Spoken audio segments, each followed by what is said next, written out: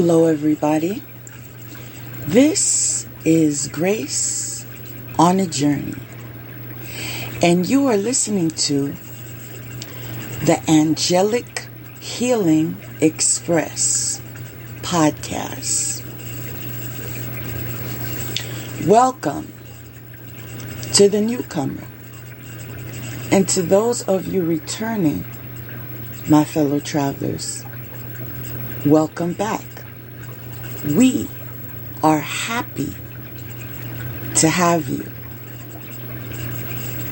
In this favored assembly, we do grace, we do mistakes, we do laughter, we do I'm sorry, we do forgiveness, we do freedom, we do sharing, we do virtual hugs, we do universal love, we do chosen family.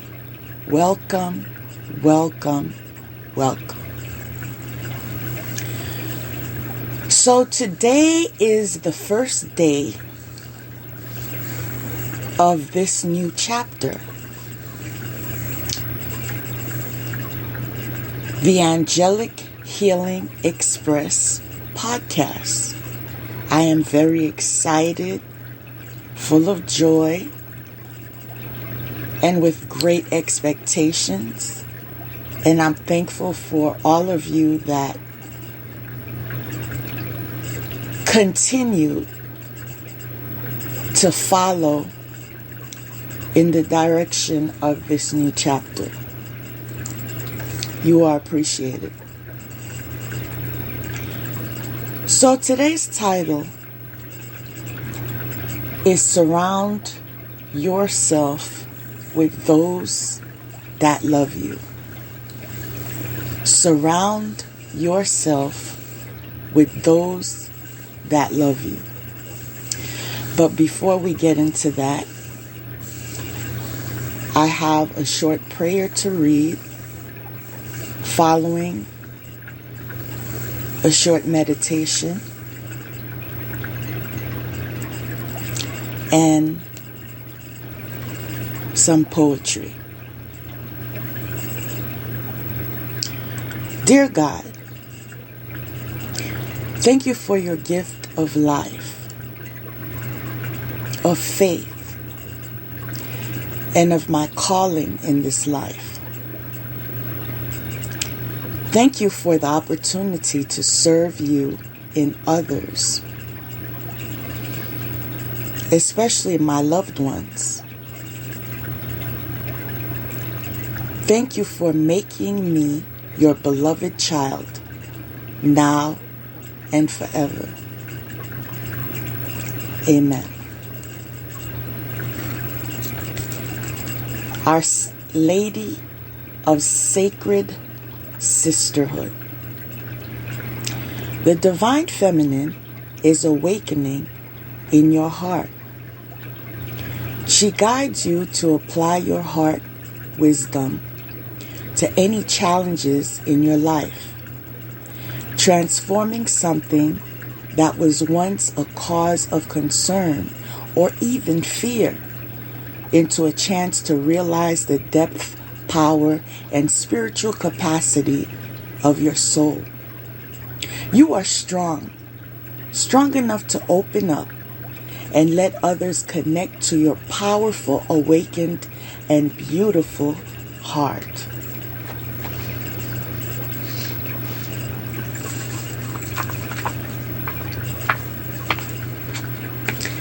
Since this is a season for giving, sometimes we lose track of what really matters. And so I decided to take this opportunity to share these words with you,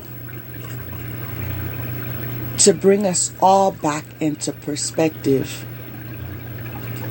reminding us of our journey here as spiritual beings having a human experience. May this nurture your soul. Things to give. Today I pray I may give to my enemy forgiveness, to my opponent tolerance, to my customer service, to a friend kindness, to all people charity, to my family my heart, to every child a good example, to myself respect, to you, God, love with all my heart, with all my soul, and with all my mind. And so it is. So in review, I mentioned that today's title is Surround Yourself with Those That Love You. Especially fitting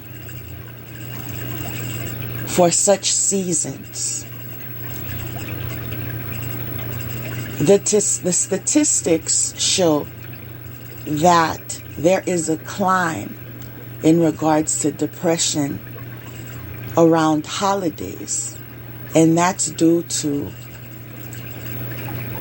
expectations that we put on ourselves. Sometimes it's due to people pleasing. Sometimes it's wanting to fit in, wanting to belong. Sometimes it's due to the fact that there are elephants in the room, and it takes more than one party to be mature enough and to discuss matters of the heart, a direction to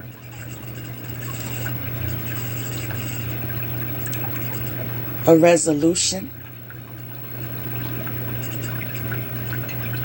and some form of compromise.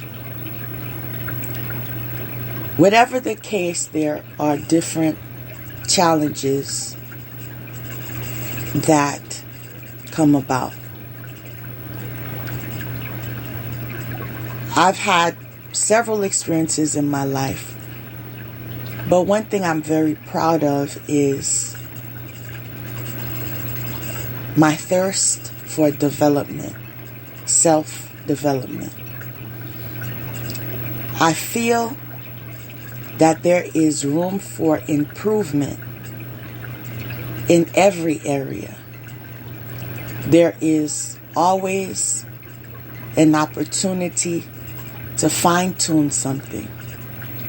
And in my quest for self-development, I take the approach of researching topics that can cultivate the life that I want to manifest. In the past, I had less coping skills in regarding to gathering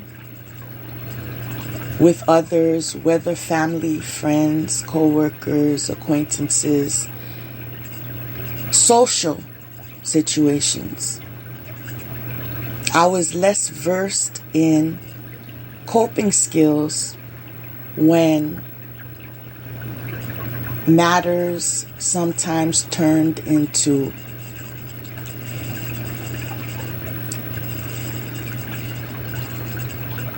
uncomfortable experiences, sarcasm, and so forth. And through my research, I learned that if I decide to accept an invitation or even invite someone to my home.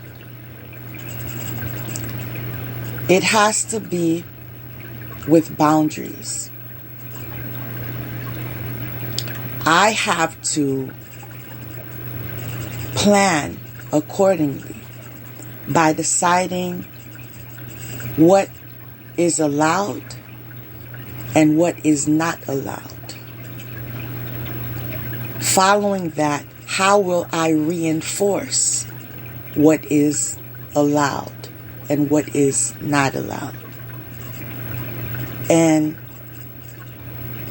what approach will I be taking if my boundaries are not being disrespected?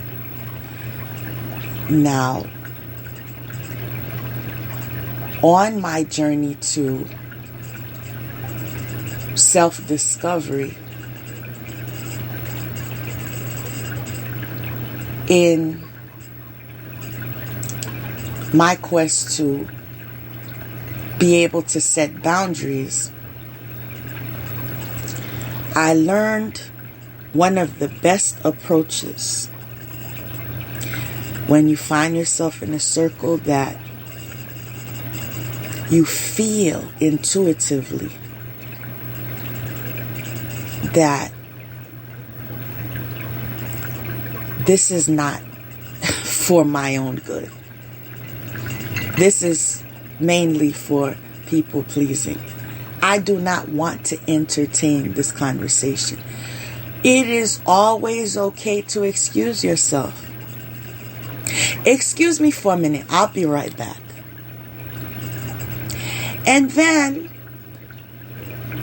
after you go take a breather, whether you went to the restroom, whether you went outside for a minute, some of us go sit in our cars. We regulate our emotions and decide what is the next approach when we enter that gathering. Who are my safe people? One of the best tips I can give you is know who your allies are. It is always best for you to have allies, especially in such gatherings, when you know ahead of time that some people are annoying or obnoxious, sometimes shallow.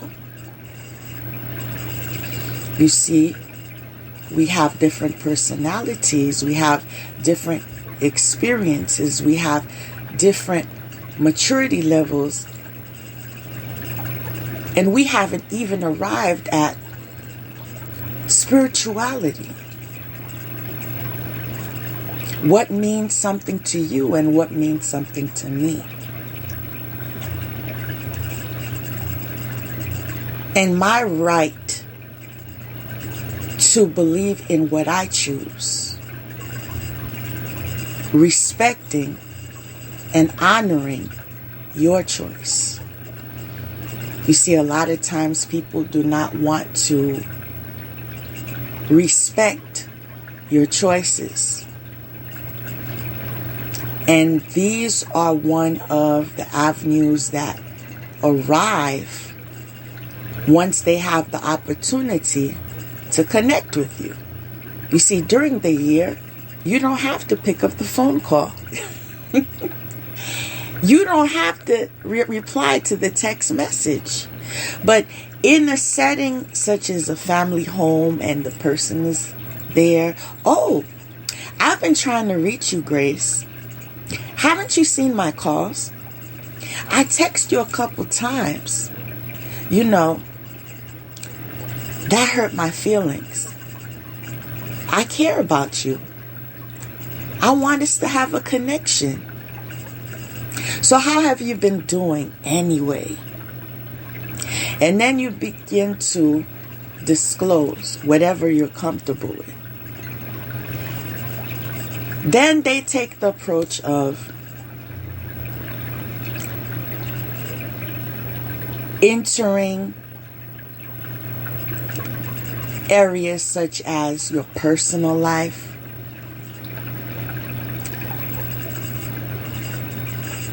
financial situations,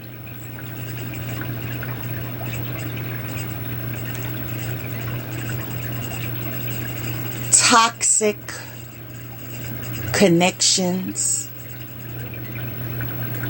and so forth. All of those which ring uncomfortable topics. Again, this is the time for you to say, with a smile, if you can, excuse me for a minute. I'll catch up with you. You don't even have to lie about it. I'll catch up with you soon. I got to go take care of something. And what you have to go take care of is yourself. You see, as you surround yourself with those that love you, it must begin with self. You see, how you love yourself, how you respect yourself, and how you take care of yourself is what teaches others how to follow suit. And those times when you don't have allies because you are very different, very unique, and very comfortable in your skin,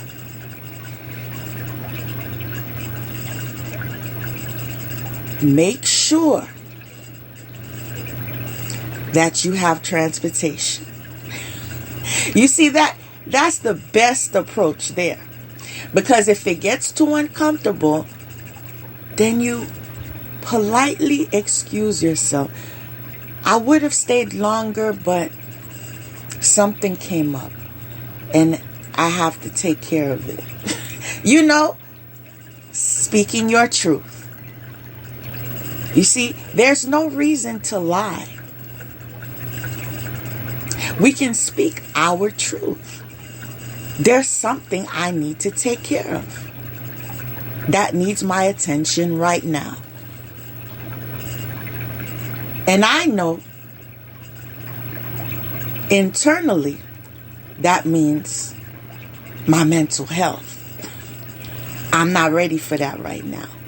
Or I don't have time to entertain that right now. Sometimes it's not even directed to you. For example, I've been to a funeral before, and there was a lot of tension, a lot of he say, she say, they say, we're not talking to you anymore, we don't appreciate that you did this and that, you know, between each other. I have nothing to do with it. But the tension was so thick. I had to say, you know what? I would stay a little longer, but I'm not feeling too well. And in truth, I wasn't feeling well. You can remain in your truth. I was not feeling well. Due to the tension there, it gave me anxiety, like I felt uncomfortable, like, you know, it even stemmed to a headache. And so why am I going to force myself to remain in an environment that is not for my best interest? Other opportunities for uncomfortable situations, you have a significant other. Their friends, their families are not your friends and don't consider you family. Again, you can excuse yourself. Like you don't even have to entertain the gathering. I have something else scheduled, and I really cannot leave this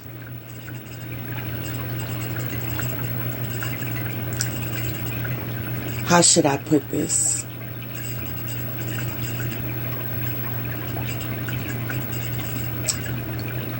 Leave this engagement.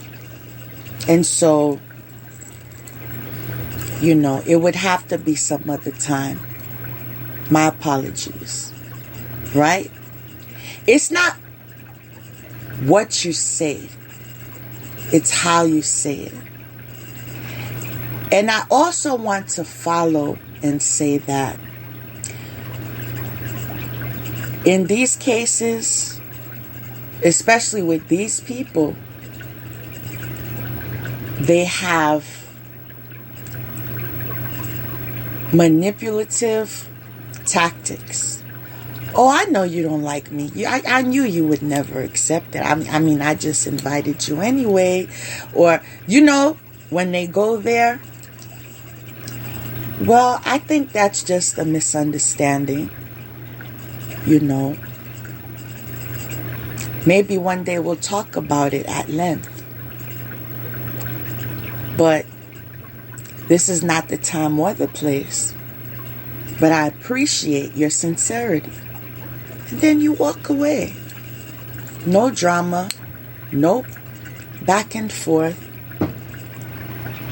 Confirmation. Firecrackers already. You see, that's a sign. These are opportunities that we can utilize in taking decisions to arrive at our newly improved selves.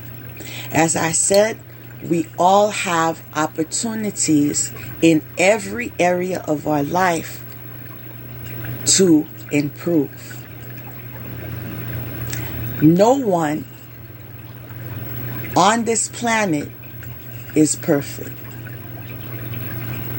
I like to claim I am imperfectly perfect.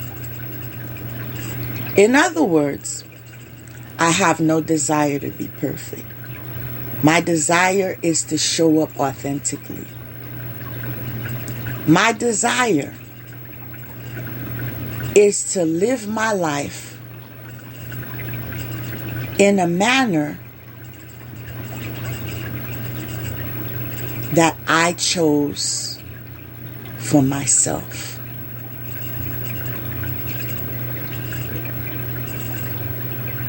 It matters to me, confirmation, to be in my truth. And so,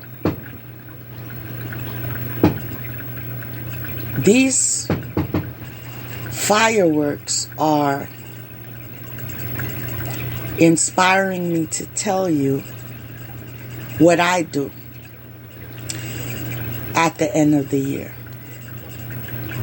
I review the entire year,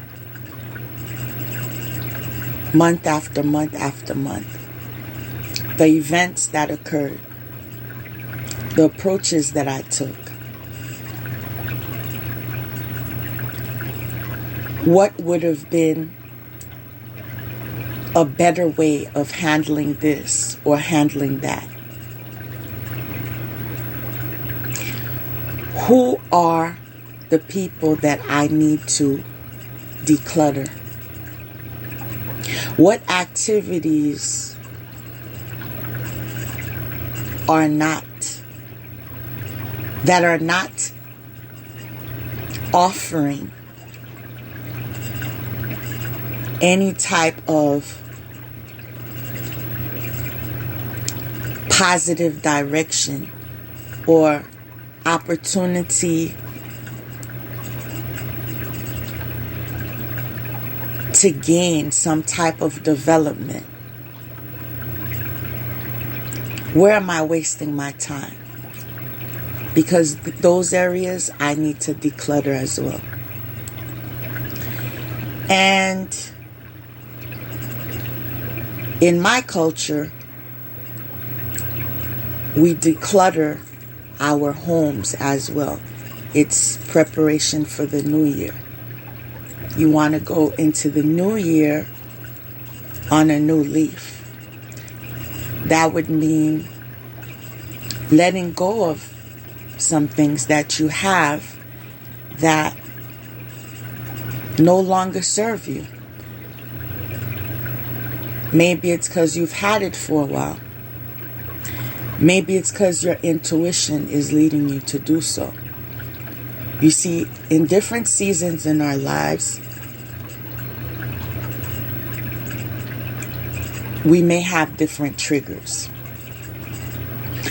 For example, there's a shirt that I purchased a couple years ago with a logo on it. I had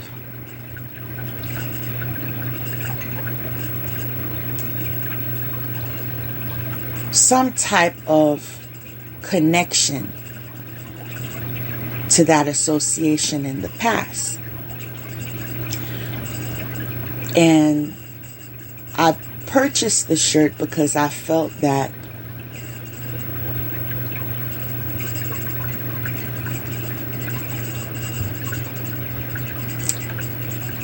it was a sense of pride, so to speak.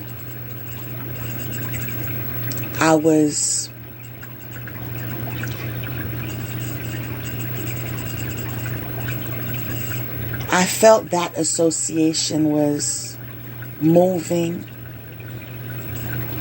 in an ethical direction. And so I wanted to support it, so I purchased the shirt. But when I purchased the shirt, there were things that were not brought to my attention yet. In relation to politics and so forth. But this week I saw it. It matched something else I have. I said, I'm gonna wear it.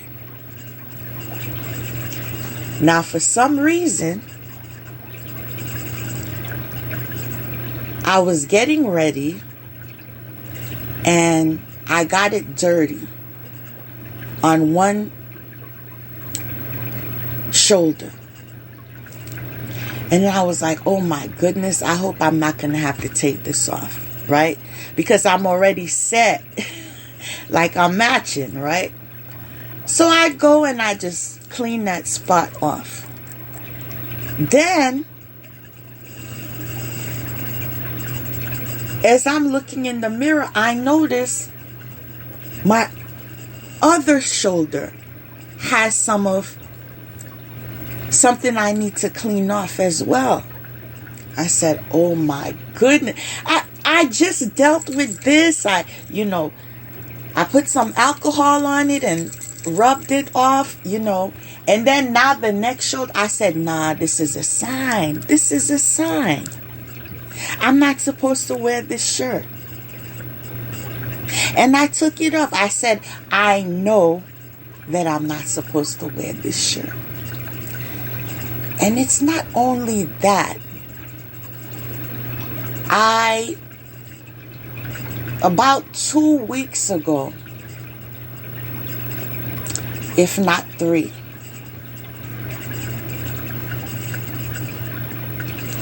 I went out and I came home. And I had a bottle of nail polish remover that it wasn't like off the screw. It was, I didn't open it. And somehow it fell down and soaked that pair of shoes. And I said, I'm not supposed to wear that shoe anymore. Because this is how your divine spiritual supporters intervene. Yes, there are times for you to request their assistance when it comes to protection, when it comes to wisdom, guidance, and so forth. But when you are highly protected, and there's something you're not seeing, there's something you're not in the knowledge of, there's something you have no clue. You are favored in that capacity. Something happens for you not to wear whatever it is to wear. Or, you know, if it's a piece of jewelry and someone performs some type of ritual on it, you may go home and you can't find it anywhere. And you know you left it at that spot yesterday. For example, you may want to go to an event that you're invited to. And then you lose your keys. You're looking for everywhere because every day I put my keys right there. I want to know where it is. I am so upset right now. I'm going to be late to the point where it's too late to go anyways. And then you find it. You wasn't supposed to go. You're supposed to be alert of these things.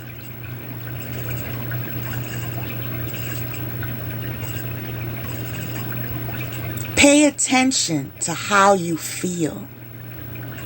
What you are feeling intuitively. Because, again, as you surround yourself with those you love, these, wow, the title is Surround Yourself with Those That Love You. But then I said, surround yourself with those you love. Yes, we need to learn to love those that love us.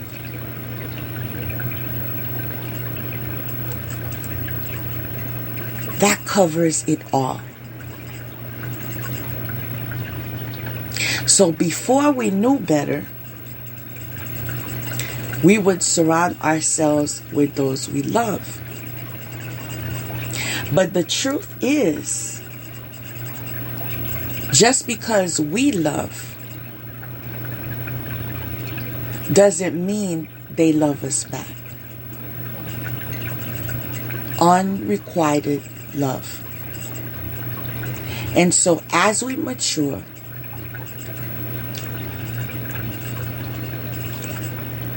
and evolve, we are awakened to the fact that we attract what we put out in the universe. When you are showing yourself love, that means you're respecting yourself. That means you're honoring yourself. That means you're defending yourself. That, you know, you are your own self-advocate.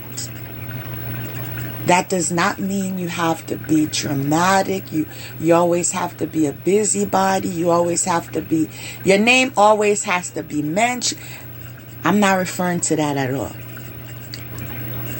I avoid that type of conflict because it's very draining and I have better things to do with my time. Like, I have opportunities. I have options to do things that make me happy. So why in the world am I going to entertain that? I'd rather leave you to talk to yourself. And I'm serious. I'm so serious.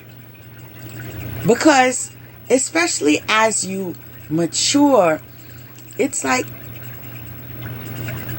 it's a way to protect yourself. It's a way to protect your health. Not just your mental health. I'm referring to your health altogether. Why do you want a headache? Why do you want anxiety? Why do you want your heart racing out of anger? Why do you want to raise your voice and strain your throat?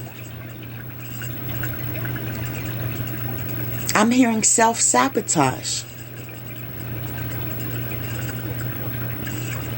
We experience self-sabotage when we never addressed certain traumas that occurred in our lives. And so it was stored. And we carry it around. It affects all the areas of our life. And most of the times we're not even aware. This is why we all can benefit from meditation, because it offers us an opportunity to go inward and recall, oh, so this is what triggered me. This is why it triggered me. So how am I going to release this? As a matter of fact,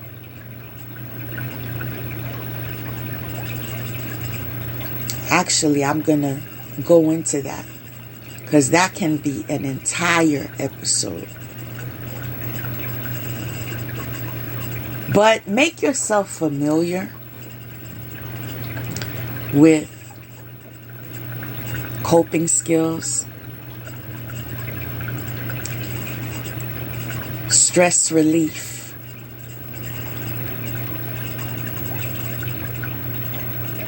and meditations to go inward. Invite more spiritual knowledge into your lives, right?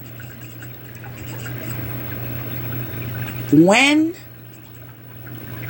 the students come, the teachers arrive. So if you are interested in something, then you need to position yourself in order for you to have an opportunity to receive what you desire to have. I was always researching in regards to spirituality, especially after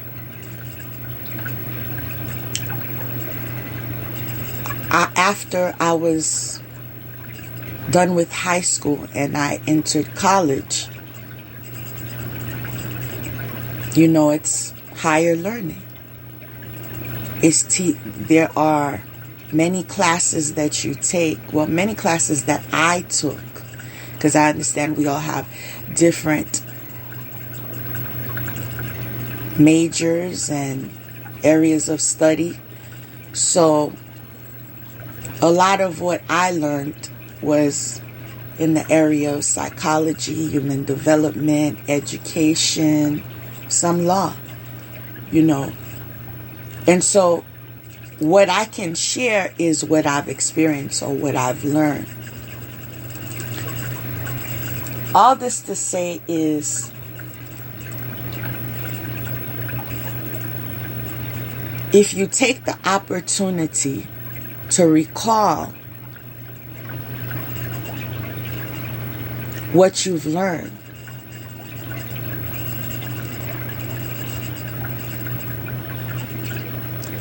it gives you an opportunity to connect the dots. It gives you an opportunity to realize that there are patterns. It gives you an opportunity for you to see the bigger picture. Right? There are things that were introduced to me over 20 years ago. And I understood it to be something else back then. And today, it means totally something different.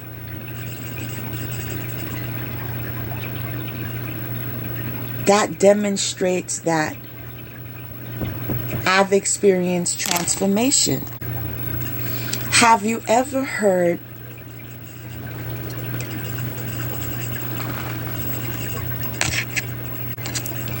when you know better, you do better? Well, that is the approach that would probably be very beneficial to us all. To be less self-critical and just embrace opportunities to better ourselves. Whether we listen to, for example, a podcast, or we entertain going to some type of lecture or seminar, whatever opportunity that arises, don't take them for granted. Those notes that you take, read them. Put them on Post-its. Place it on your fridge. Place it on your mirror. Sometimes place it in your wallet. These seminars in relation to budgeting and so forth. Like, there's something I learned through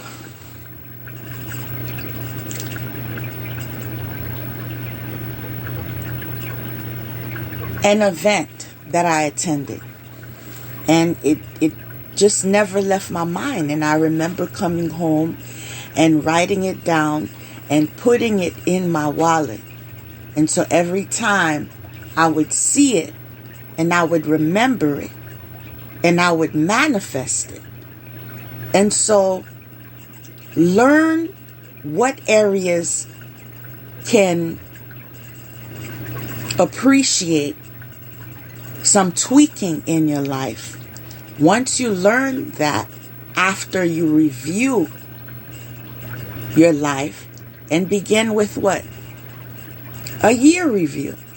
For example, this year's ending. You review this year. What area could you have improved, or that you didn't make the best of choices? Okay, well, maybe I didn't make the best choices in the department of relationships. Okay, what do you need to learn? Is it an issue with abandonment? Is it an issue with low self-esteem? Is it an issue with, financial abuse? Whatever it is, target it. Okay? As you work on yourself, because this is my real life experience. As you work on yourself, that is when you begin attracting those that are in that loving energy. When people mention connect or surround yourself with like-minded people, that does not mean people that agree and believe in everything that you are in the belief of. What it means is people that have the same desire. That desire could be self-development. That desire could be wanting to know God on a deeper level. That desire could be becoming a better parent. Those are all grouped in like-minded people. And so as you connect with those that are on similar paths as it relates to their journeys, you begin to form bonds. You begin to connect. And I know this is true because that is a lesson that I experienced the last couple of years, where there were some areas of my life that could have benefited from some type of improvement due to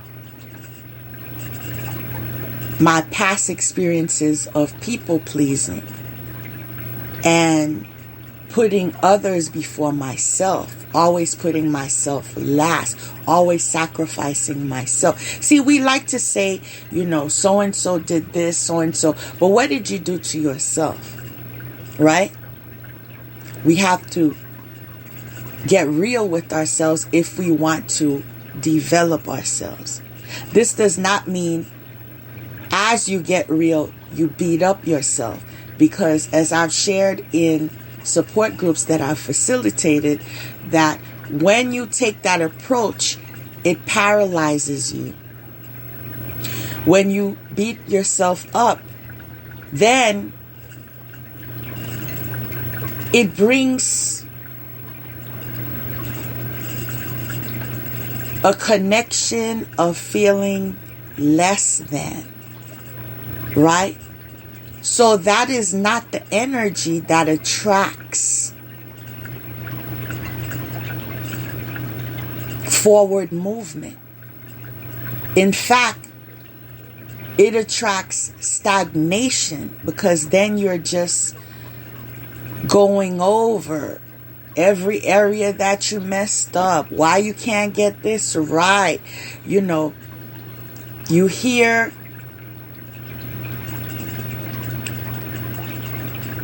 voices that trigger you from your childhood, or comments that triggered you as you were growing up. All of that is wasting the opportunities that you have to evolve. So I am offering you a direction to take for this new year. And that is to begin connecting more with like-minded people. Because as you work on yourself, that is when you will have those doors of opportunities of connecting with these people in your energy, which would make you in alignment with, surround yourself with those that love you. Give yourself the gift of love, right? You giving sister so-and-so this gift, and brother so-and-so this gift, and your sons, your daughters, your mothers, your fathers. Give yourself the best gift of all, the gift of love, by giving yourself some time, including yourself in your calendar. Now, what I tell you is not mandatory, but it is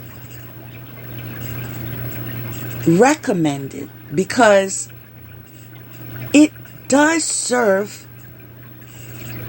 value for those of you that want to develop yourself. I've mentioned in previous podcasts that once a week I do something on my own, right?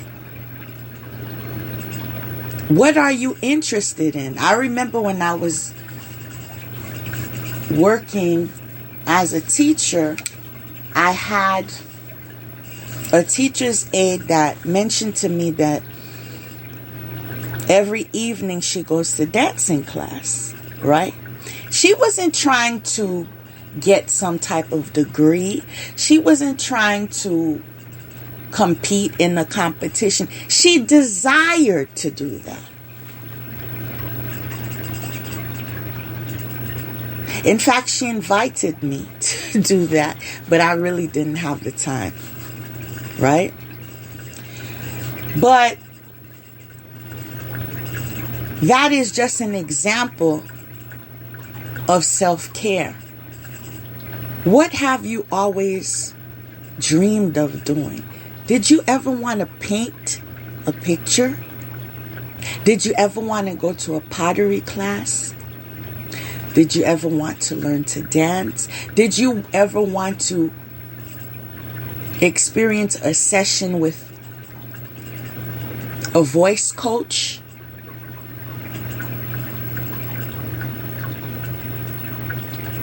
Some of you have other interests. I'm thinking of many right now. But there's no need to list them off.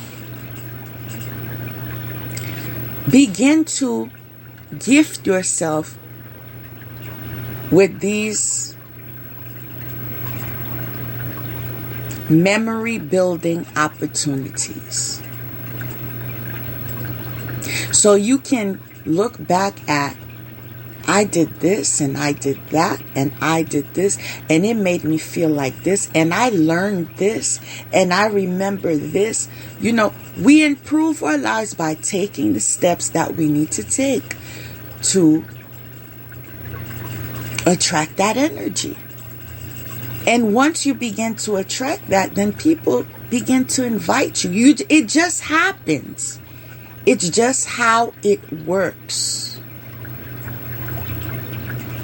People begin to invite you to, such events.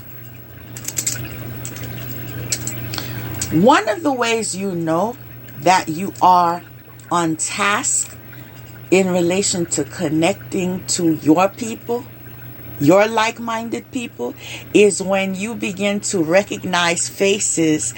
Oh, I saw you at that event. Oh, I remember, yeah, you was wearing such and such, and whatever the case, like when you begin to become more and more familiar, like you're not going to push yourself on anyone. You're not. But it will happen gradually for you. And I made that statement because some people push themselves on others. And that sometimes makes people run away because you're wondering, what is their objective, right? The best approach is just to be yourself with no expectations. Being selective in what you self-disclose. Respecting people's personal space. Wow, I said place. So maybe some of you need to respect people's personal place. Like,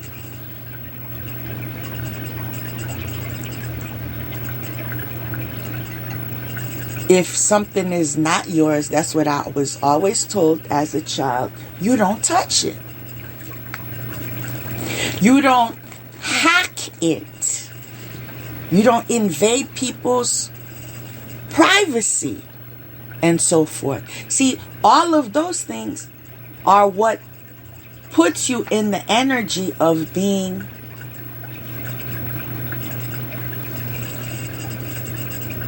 lonely, because that is not going to attract the type of people that most people would desire to be in the company of.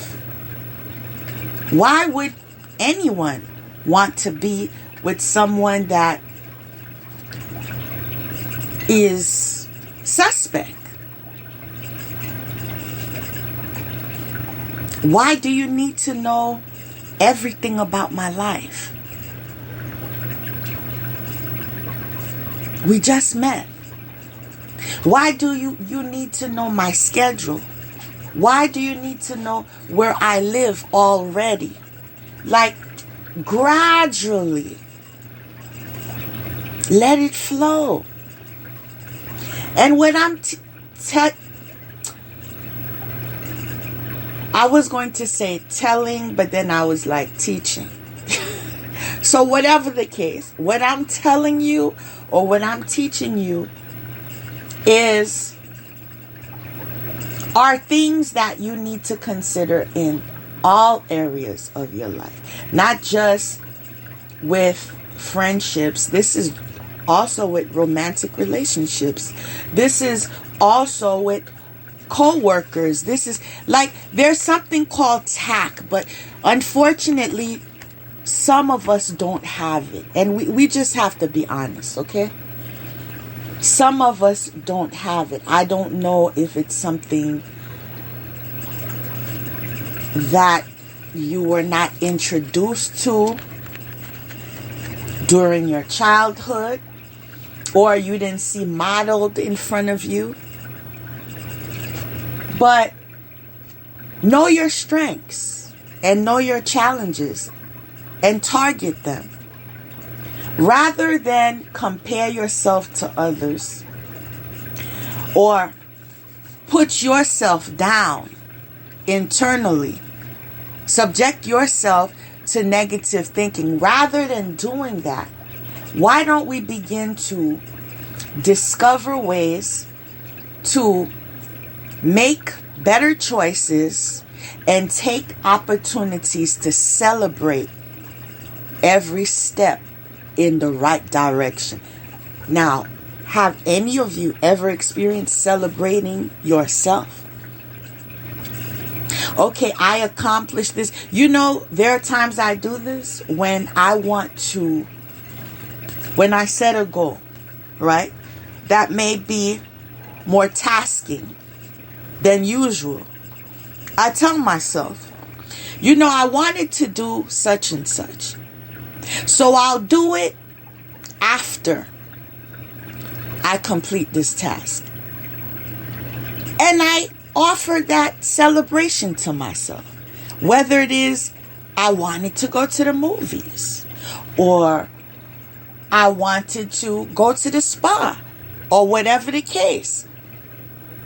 And there was something I needed to do, whether it was house improvement or, some paperwork that was overwhelming because it came in numbers. Whatever it is, we all have chores, responsibilities, deadlines, and so forth. Sometimes when you can't afford a life coach, you can coach yourself. So continue to take these opportunities to learn what works for other people, because it doesn't have to be your gospel, but it can be an opportunity to gain forward movement when it comes to progress. Go into this new year and embrace a new you. That doesn't mean that you are going to change in a manner where you're unrecognizable, so to speak. But you are going to improve you. You are going to make strides to reach your highest potential. Not her highest potential or their highest potential, but yours. As you meditate, those of you that don't know what you need to be meditating on because you are having a lack of sense and direction, maybe you could begin with the statement, connect to my higher self. How can I connect to my higher self? And you continue to repeat that. How can I connect to my higher self? How can I connect to my higher self? How can I connect to my higher self? And then you pause. And you listen inwardly.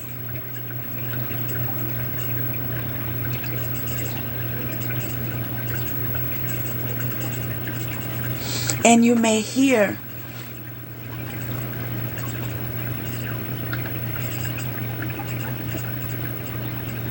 by being brave enough to accept my truth,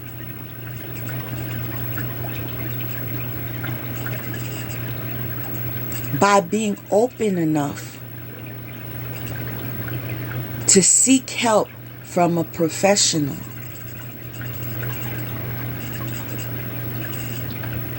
by being studious enough to read a book that can assist you in that direction, or to learn a new skill that would assist you in your advancement. Those are all opportunities for you to arrive at your higher self. Once you get to that plateau, your next approach could be, what is my soul mission? What is my soul mission? Those of you who don't know, what is my soul mission?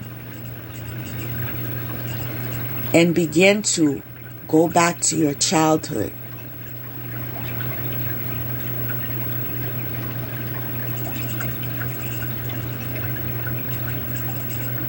What was on your heart as a child? What did you believe you were meant to be?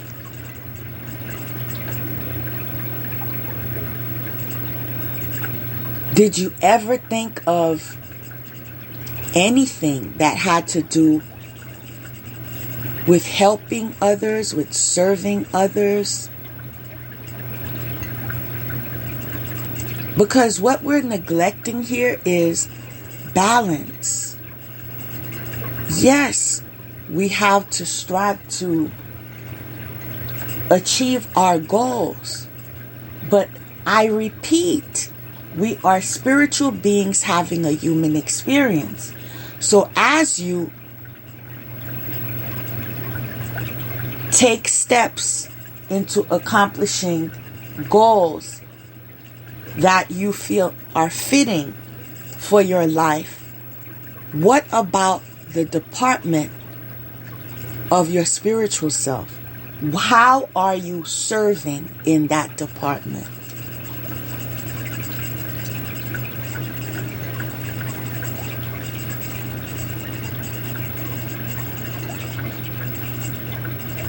I gave you a moment of pause because I want you to connect with that. How are you serving in that department? As it is a priority, you are a spiritual being. You existed before this human experience. What did you come here to do? I'm not asking you what she came to do, what he came to do, or what they told you you should do.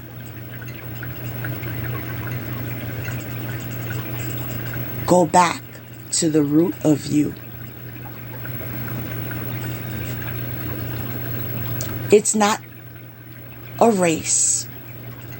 It's not something you'll necessarily arrive at the first day you take 5 minutes of meditation. Now, let's get real with ourselves. This may take as long as it takes.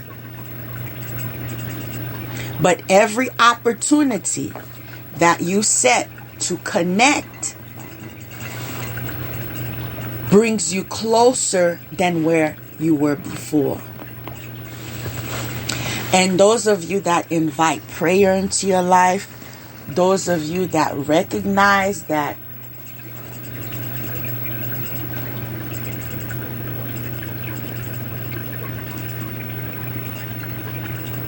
there is a need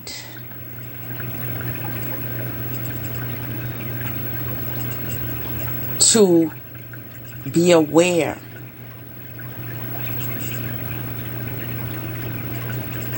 of a lot of topics in relation to spirituality that we've been avoiding with the pretense of my religion, or ignorant statements like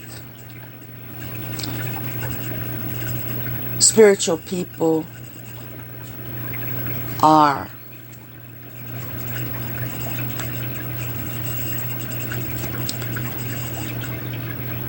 they're off. I'll use that. They're off.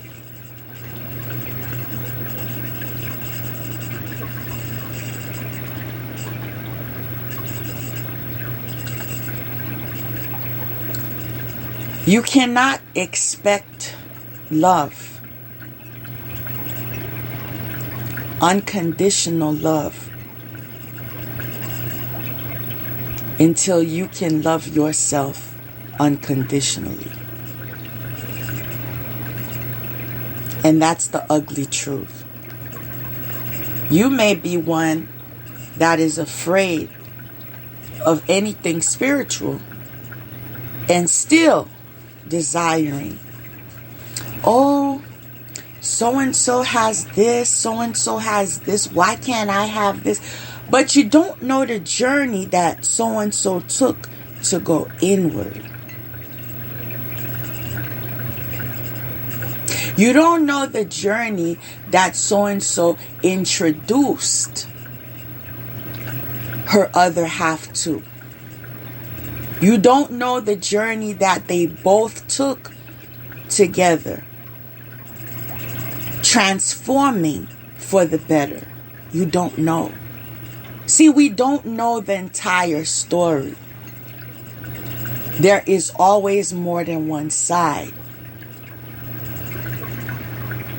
Being in the understanding of that, or the inner standing of that, is what makes you closer to being wise.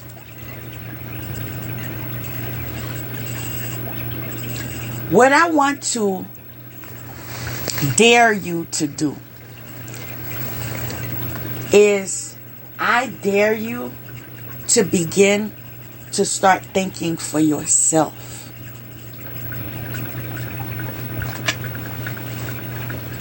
Can you do that?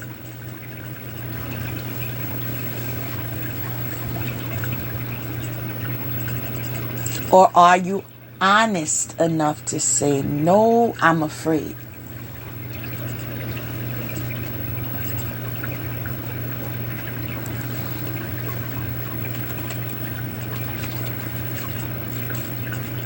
Maybe that's something you could meditate upon.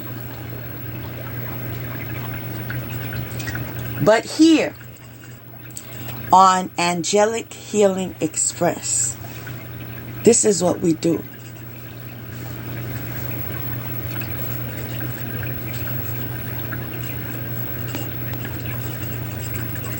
We connect with our higher self.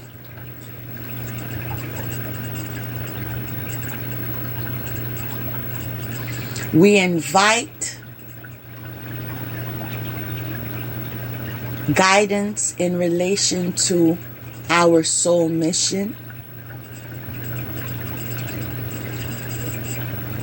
We take action in the direction of intuitive,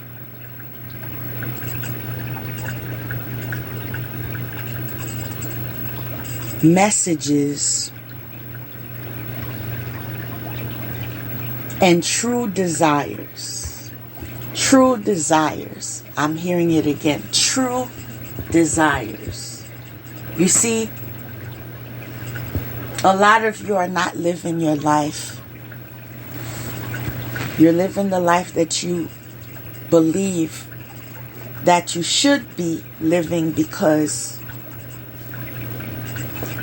you've been guided to live that life forever. It was never a decision. It was an order. It was you don't know better, so I'm going to decide for you. You know you always mess up, so you need to listen to me. Yeah, ways of manipulation. This is not to say you can never receive good advice. But you should always have your voice and an ability to interject in whatever direction that you are taking with your free will. True story.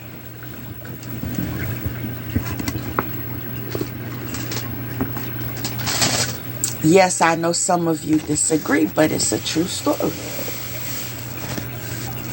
You all have free will. Even your children, they have free will too. Obviously, you have to guide them through life with the understanding that eventually they will be making their own decisions. This is why it is wise to not neglect them when you have them. Because there will be a time I'm grown. I make my own decisions. I didn't ask for your opinion. No, this is not best for me. That's best for you. That's what you want. Yeah, not everyone is going to be comfortable with that type of reply. But can we get real for a moment? I said, can we get real? Because some of us like to pretend that life is perfect and kids always obey and you're in control and you always will have the last say because you are the parent, but that is their life.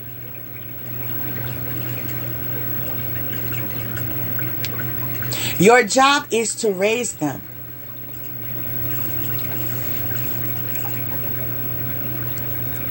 Their job is to make their own decisions.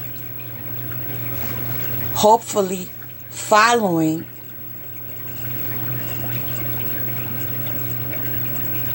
the lessons that you've taught them. And through my experience,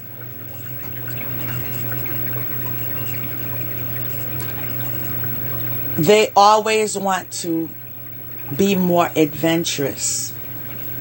They always want to entertain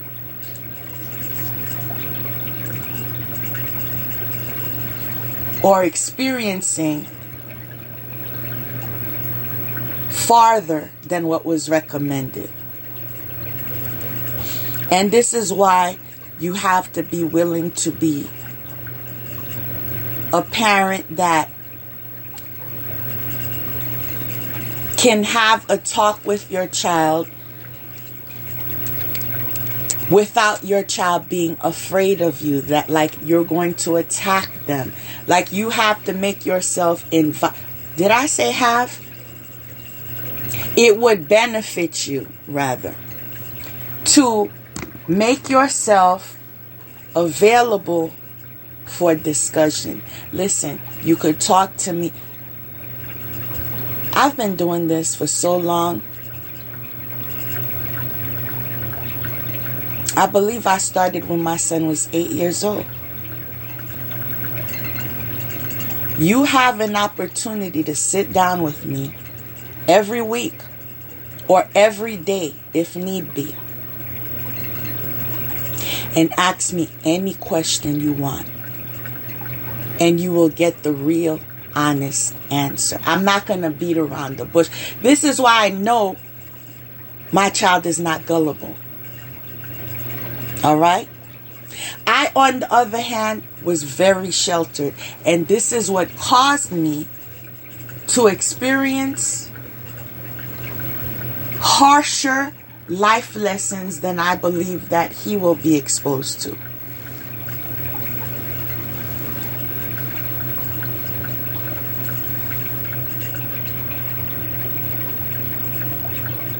That's what I believe.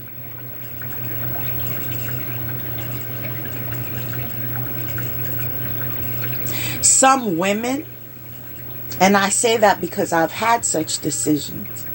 Wow. I've had such discussions. But I said decisions because that is sharing an inner part of me, which is the desire to offer mentorship.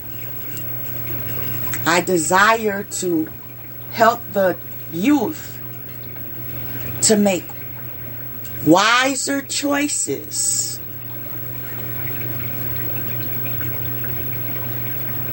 Being truthful.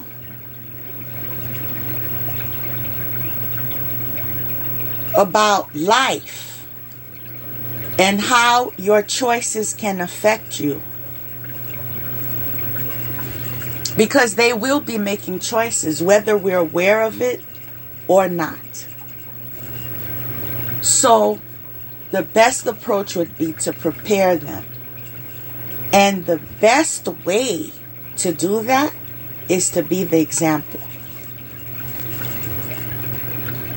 That is not suggesting to live a perfect life, as that is impossible.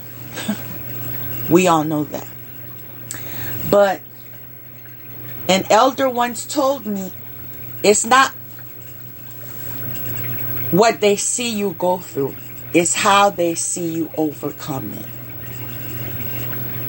Yes, you may be experiencing depression. Yes, you may have to go to rehab. Yes, you may be in a season in your life where you are obese and you are deciding now to make wiser choices as far as your nutritional intake and exercise and so forth. But they're seeing you working on yourself, right? They're seeing you not allowing life to beat you down. Pay attention, because they are.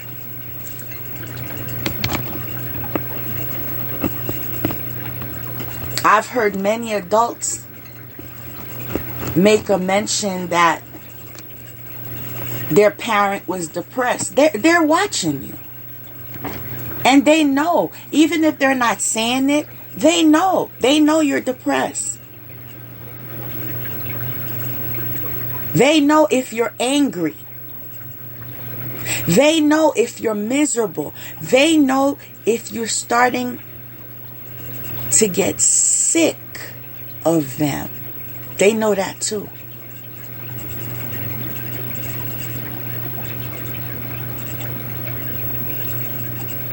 I just want you to embrace reality for what it is, because it takes that step to make better choices. So we've covered the practical manners of surrounding yourself with those that love you.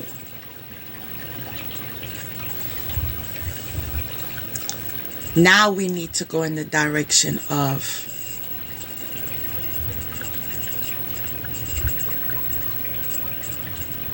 spirituality at greater extent.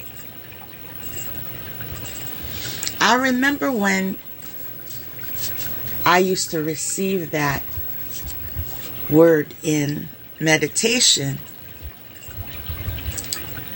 I had to process it with those that love you. Because we are having a human experience, I misunderstood. And I just regarded it and associated it with fellow human beings.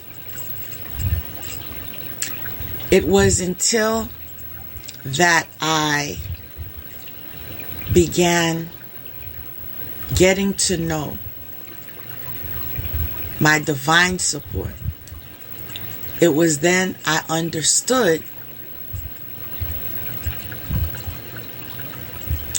that they love you, or that they love me more than some of my fellow humans love me. And so when I surround myself with those that love you, oh yes, I connect to them every day, right?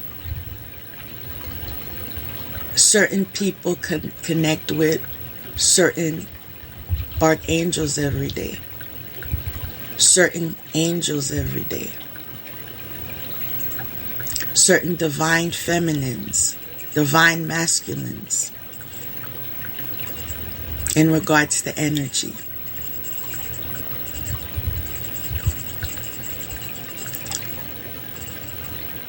You know what makes you strong?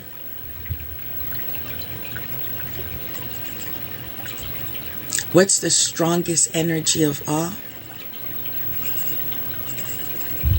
And can overpower anything and everything? Love. So picture this. You invite all of those that love you into your circle as your support system.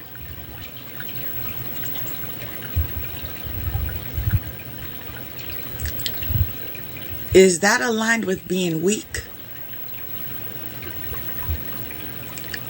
Or would you conclude that that's going to go in the direction of thriving? Because it has been my experience. As I connected, and you will hear others, if you haven't already, others that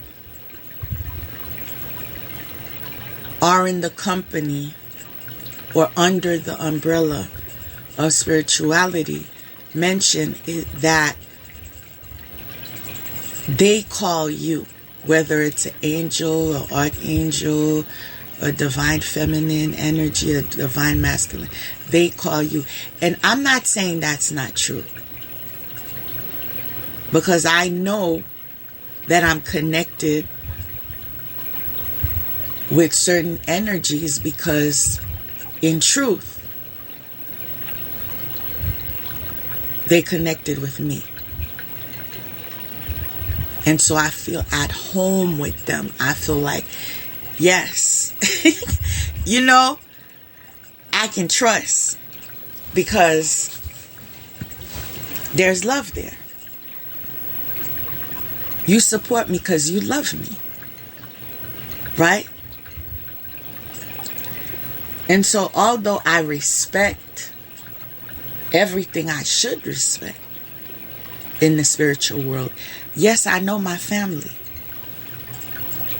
I know who will never let me down, right?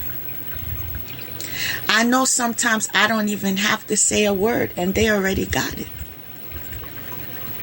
Yeah.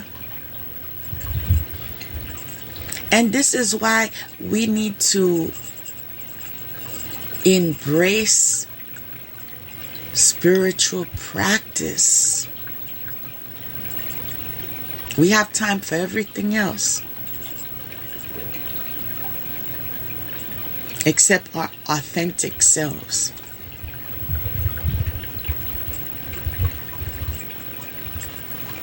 And so now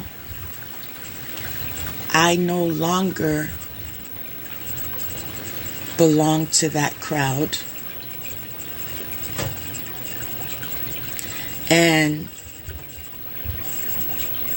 I am in a season of celebrating myself because I am making choices that I have been telling myself that I need to make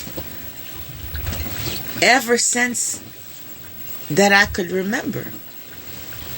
I've always had this goal in mind: to grow spiritually, to be closer to God, to understand my soul's purpose, to be of service. Yes, since my youth I've been on a quest. But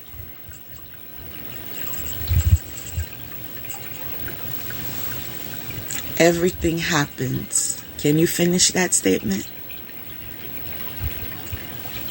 On divine timing.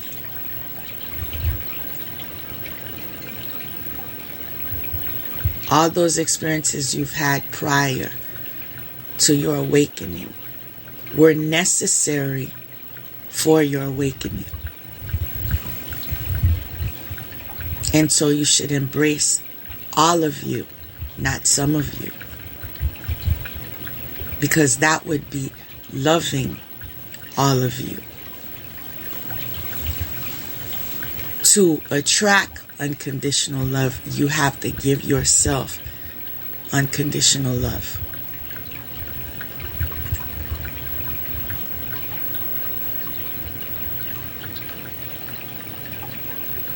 Reminding you to celebrate the changes, all right? The areas of transformation.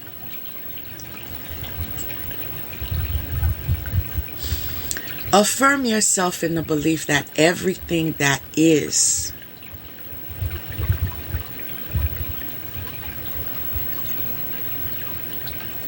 that you desire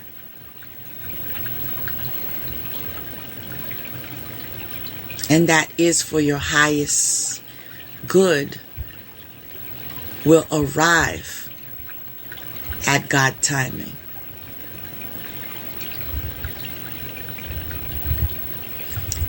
And as you balance your lives, stay connected and aligned to your purpose. Invite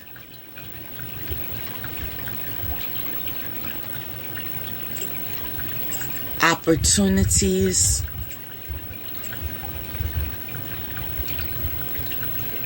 to gain more knowledge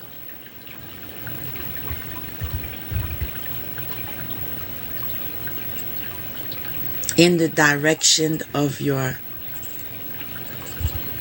purpose. So, if you were called to be a speaker, it doesn't hurt to take a class. It doesn't hurt to Give yourself constructive criticism.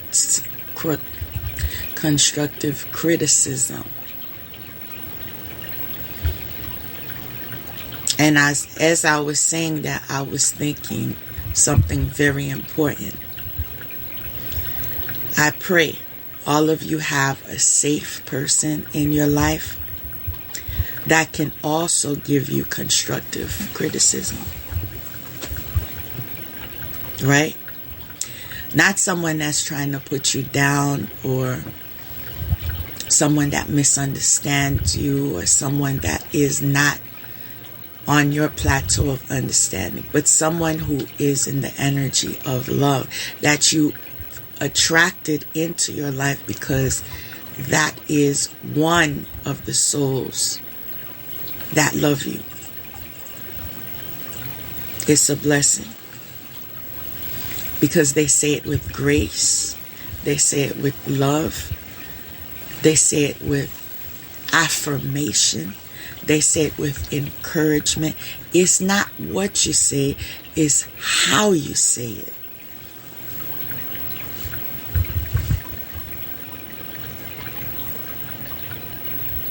Now,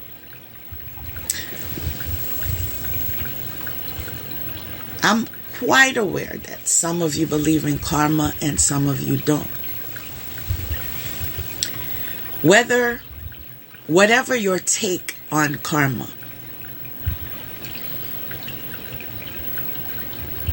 as you overcome your challenges towards healing, there's good news. This is a perfect time for good news, right? As you overcome your challenges towards healing, karma gradually releases you. This is when you escape denial. You recognize your involvement in whatever progressed into karma.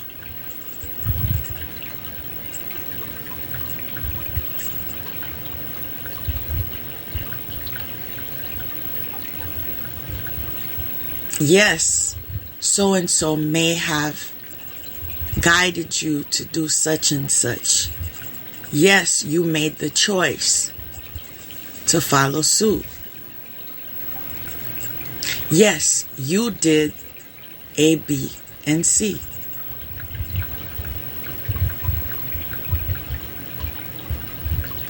Well, the lesson that you learned regarding the person that guided you in the wrong direction is, well, the lesson that you learned from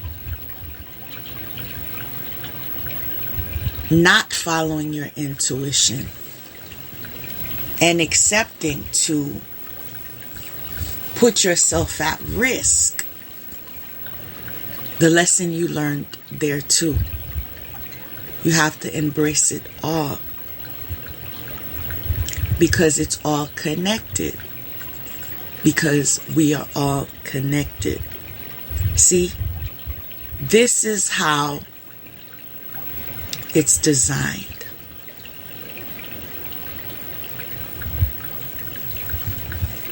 And so as much as we want to continue the approach of, I don't care, I don't need to talk to that person ever again. Ever, ever, ever, ever, ever, ever.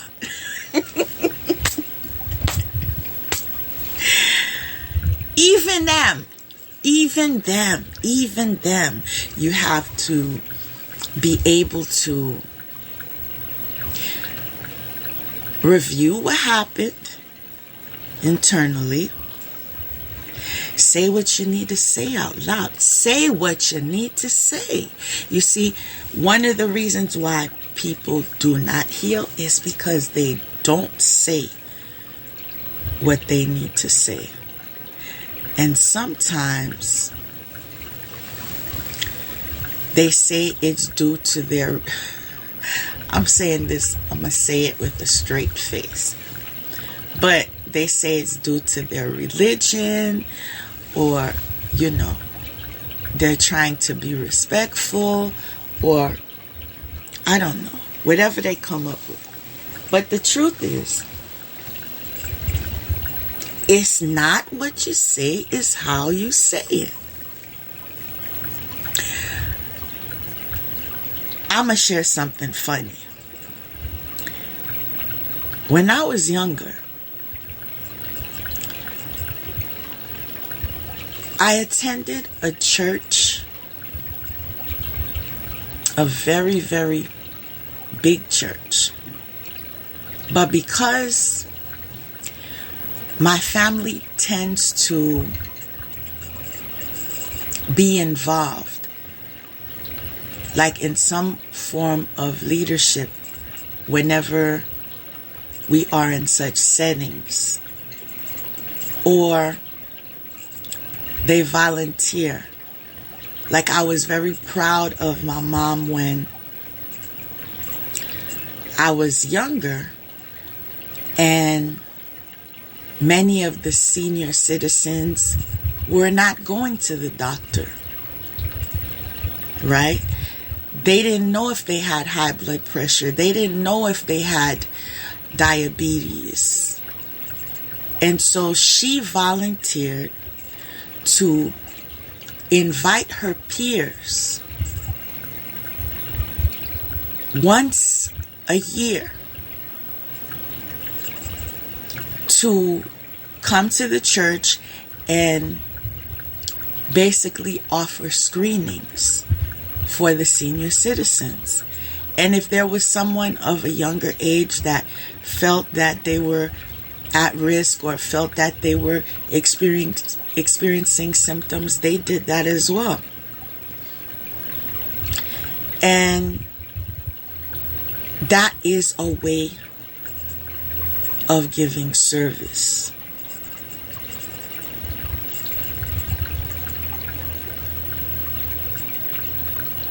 There are so many other things I can list regarding family and their missions. But to continue in the direction that I was going with you. So that pastor was friendly. You know, some pastors, they just shake your hand after service, and some of them don't even do that. Well, this one was very friendly. So he had the tendency to find all the kids that he shared some type of affection towards. And after all of, how should I say this? Out of all the approaches to show affection, he would squeeze your cheeks in a way like you walk away with both of your hands on your cheeks, like you're in pain. And he just loved to do that. So I got tired. You feel me? I got tired. So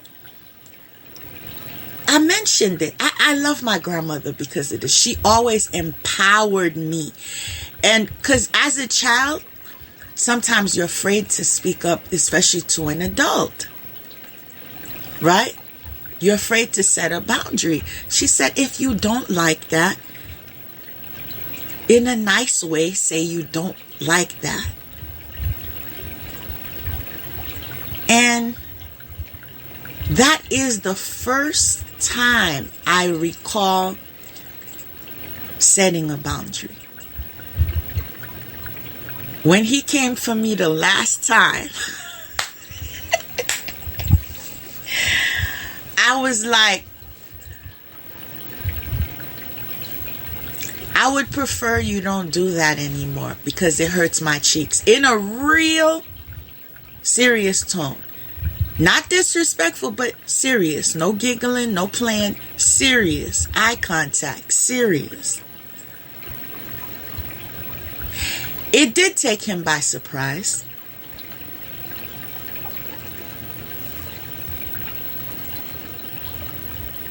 But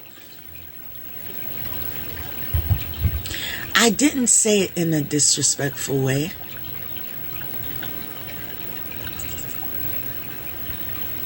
And I don't recall any tension after that.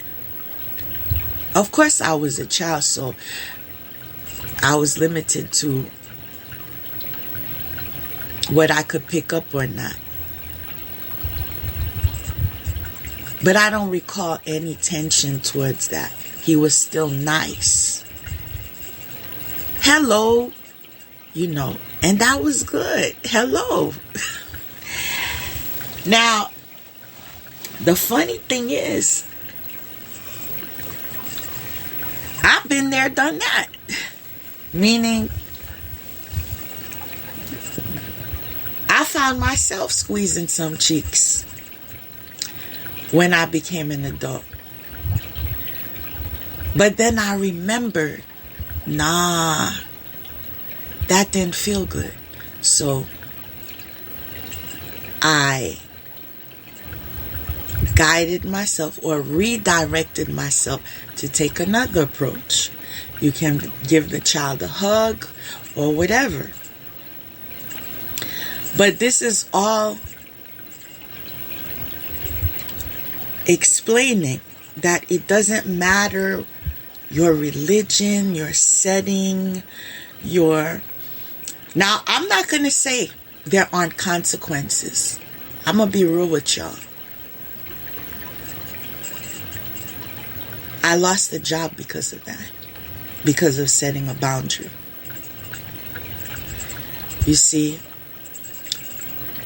when I was in college, I was in work study. Meaning, even though you're taking classes,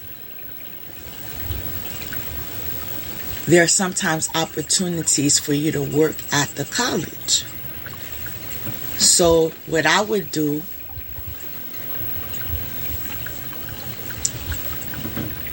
at that time, I don't want to age myself too much. But at that time, we use certain equipment, like the professors, whether they needed a DVD player or an overhead or, now we use the internet, we use, everything, a whiteboard and so forth. But at that time, we used the overhead and, the projector. Some of you know what I'm talking about. So that was my job. Well, I would say that was one of my job duties, because my other duty was to assist the students with lending them their study manuals and keeping records of how long they have devoted to lab and so forth. But I really liked that job. It was a very comfy job. You know what I'm saying? I didn't have to drive anywhere. I would just work. And then after, I could stay in the library and do my homework. Like, I would have never left until, I would be done with that. But unfortunately, I had a very touchy supervisor. And I felt uncomfortable. Like, if I am not intimate with you. Like, I don't need you on my shoulder. I don't need you, getting too close. I don't need that. That's not the kind of relationship that we have. It's just professional. And being a dean, I was under the impression that all of that would have been recognized and exercised. But in my case, that didn't happen for me. Now, I don't want to get too personal because it is a very juicy story that would entertain. It really is. But in order to stay on topic, I'm going to avoid what I could be saying right now and just say that I spoke up for myself. And I said that I would prefer that you not be touchy with me because it makes me uncomfortable. With eye contact, with a serious face. Why was that part of the pattern? Because I was taught as a child that I can set a boundary. And so I knew my right. So if you don't teach your children that they can set boundaries, then some of them go with the flow until it's too far, But right after the time I expressed this, and I said it respectfully, like I didn't even say it in front of anyone else. I said, "Can I speak to you in the office?" And, I made that statement and walked away. Maybe a week later, she was very crafty about it. Maybe a week later, I received a notice that I was going to get half the amount of time that I was working there originally. Meaning I was already there part-time, but I was going to get half of part-time. And I knew it was in association with that, but I did not know how to prove it. I didn't have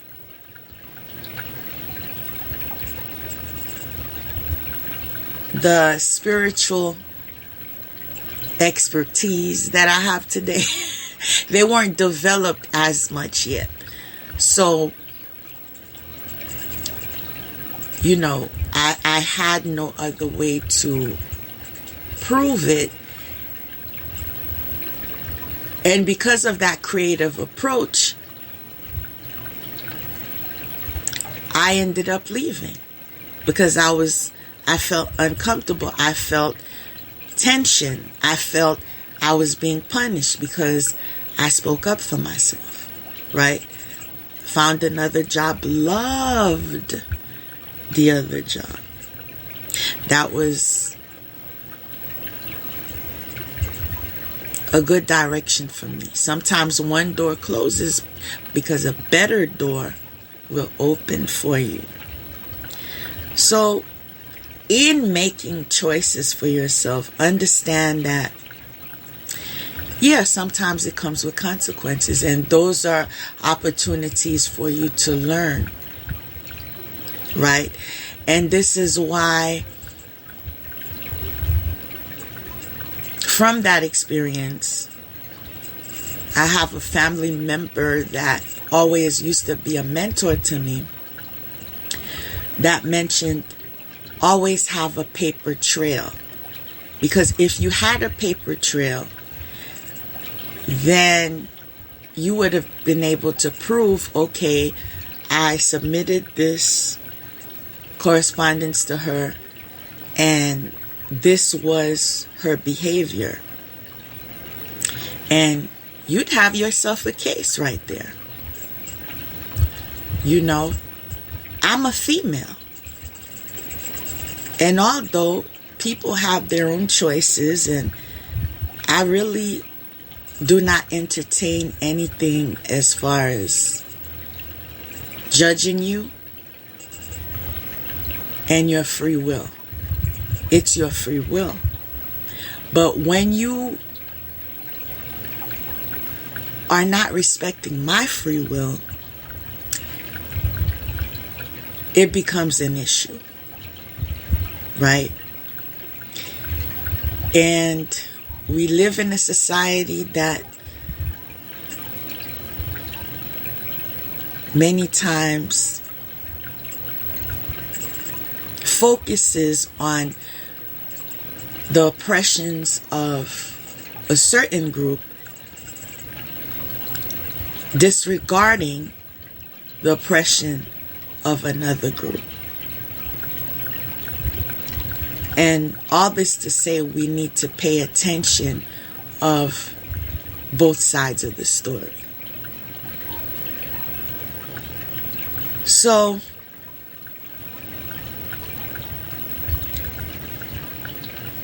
when I went to this new place of employment, that is where I wanted to be. I didn't only work with these people, we were friends. We did things out of work. Like we went to each other's homes and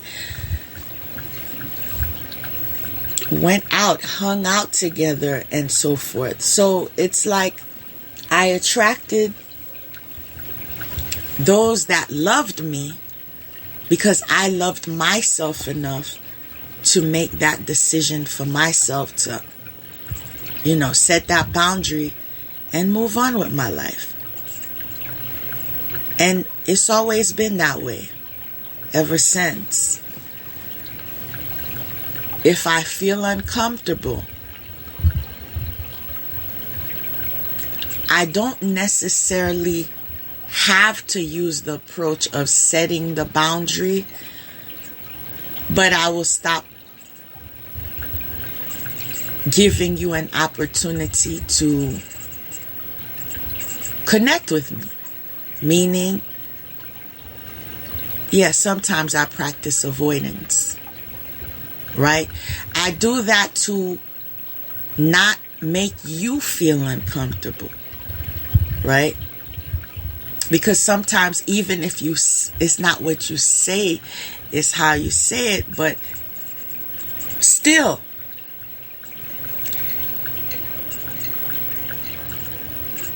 there's some type of internal dialogue that's going on. Oh, she must regard me this way, and I feel so uncomfortable. I wish I didn't reach out to her and stuff like that. And, so sometimes I try to look out for the person. But then I've had experiences after doing that being targeted.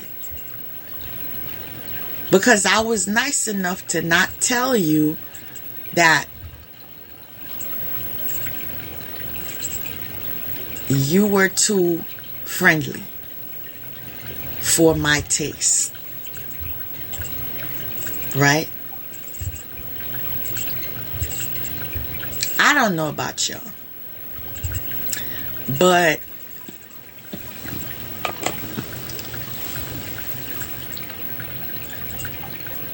if you I'm trying to choose my words.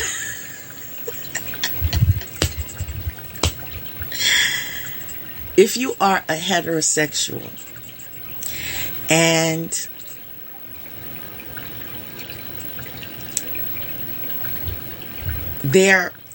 you happen to be a woman, and then there's a woman that is not a friend, but has your phone number because is a student. So that is to call you if they're going to be absent.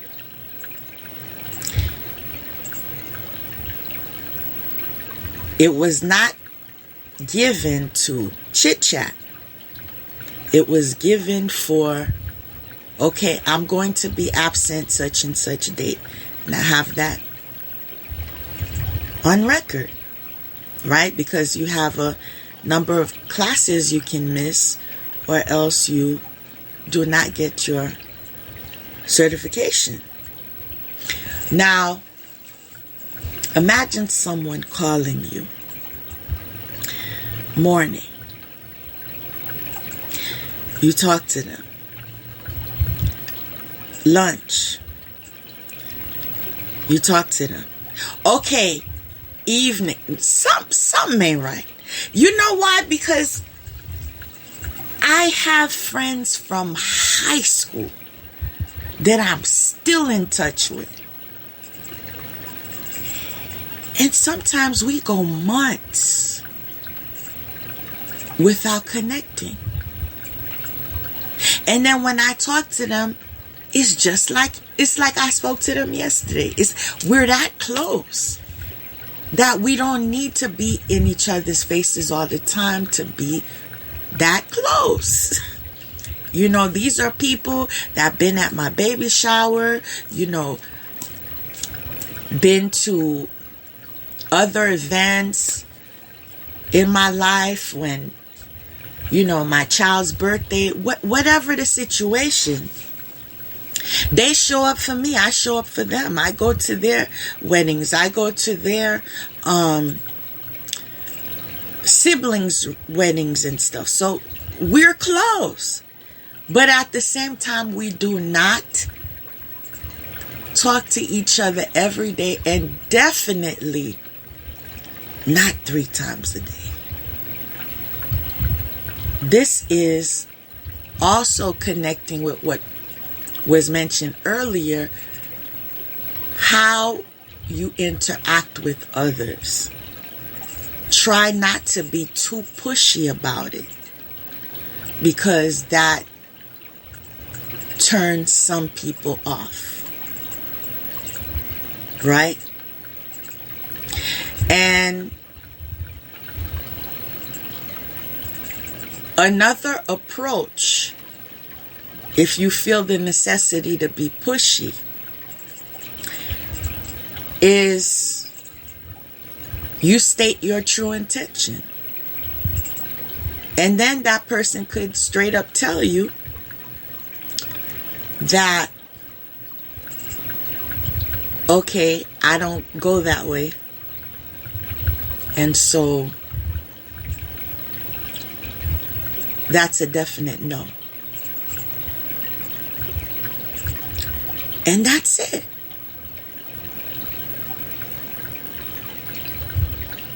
But see, people can't always handle the truth, because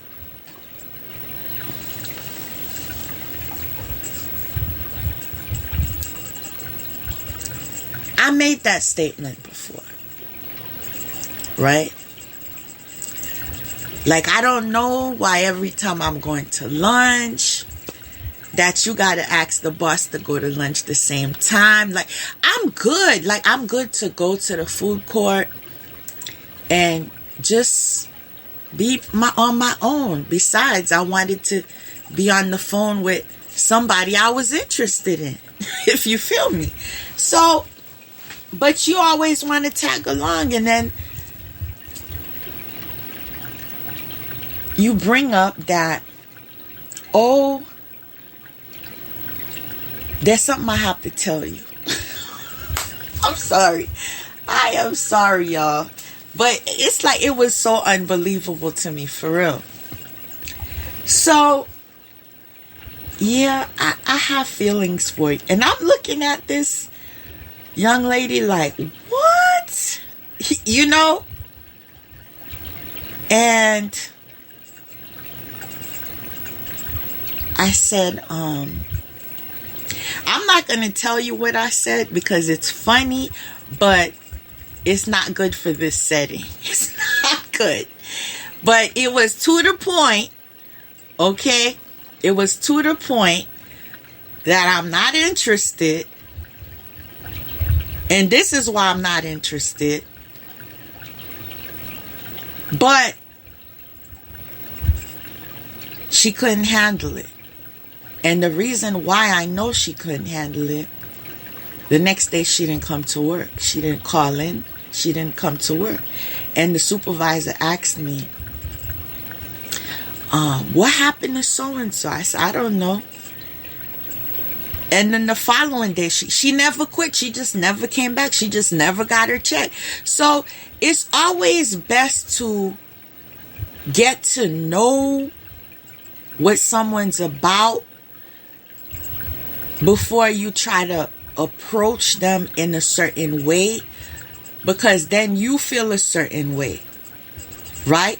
And I could tell you that plays a big part in why I was targeted, why I was lied on, right? And it's a lesson I learned. It's a lesson I learned. It's caused me to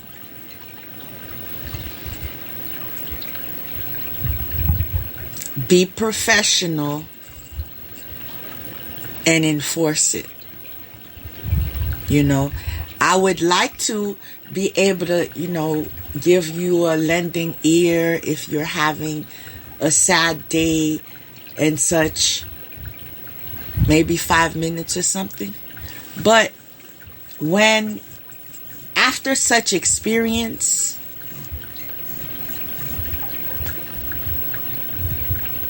that's not a part of myself I'm willing to give anymore. Either we cool or we not.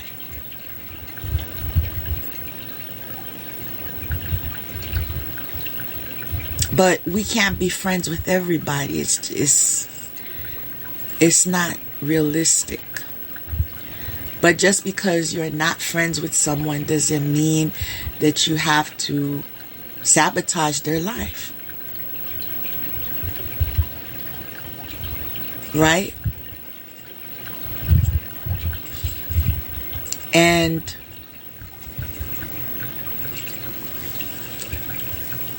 I feel this is very common. Because a lot of people are beginning to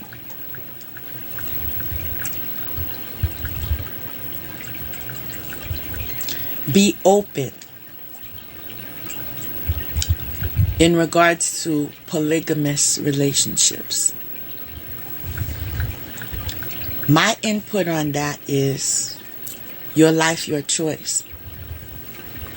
However, when you lie to somebody, right?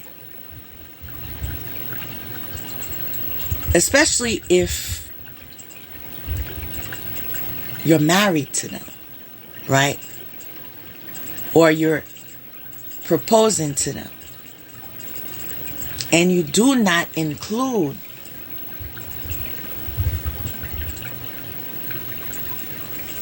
what's the word I want to use?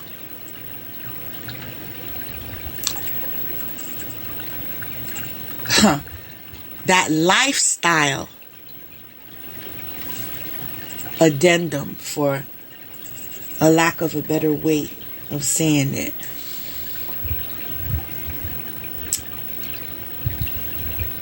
That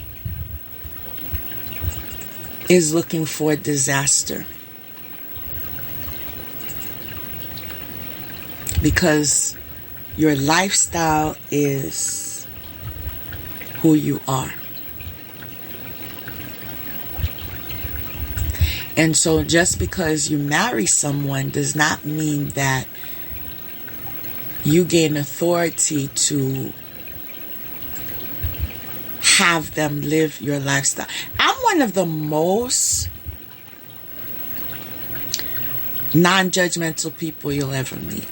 This is why one of the jobs I enjoyed the most is being on the phone and people calling for 15 minutes every day. You know, those with some type of mental issue. And they just need someone to talk to. You wouldn't believe the stories I would hear, people. Some stories I'll never forget. But the thing with me, I will never share them. And I will never judge them. I wasn't hired for that. That's not why we connected.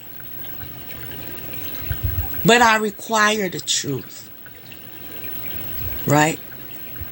Because when trust is absent,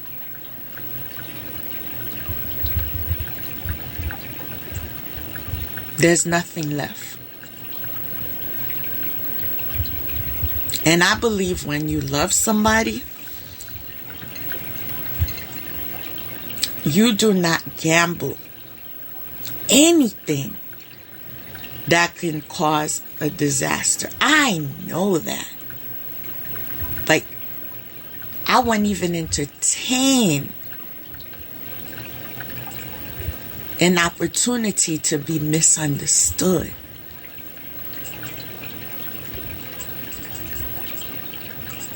When you respect that person and you know what you have and you value it, no.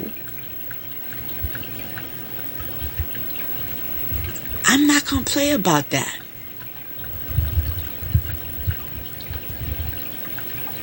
Because I know in the days that we are living in today that it is very rare to find people that are willing to be real with you.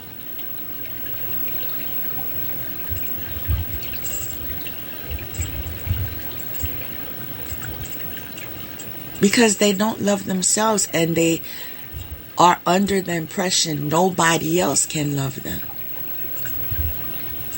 Because they don't love themselves.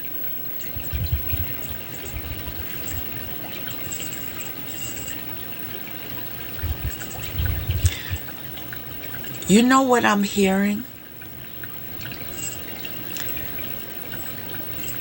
The first step to loving yourself is asking God to teach you how to love yourself. And then go into meditation.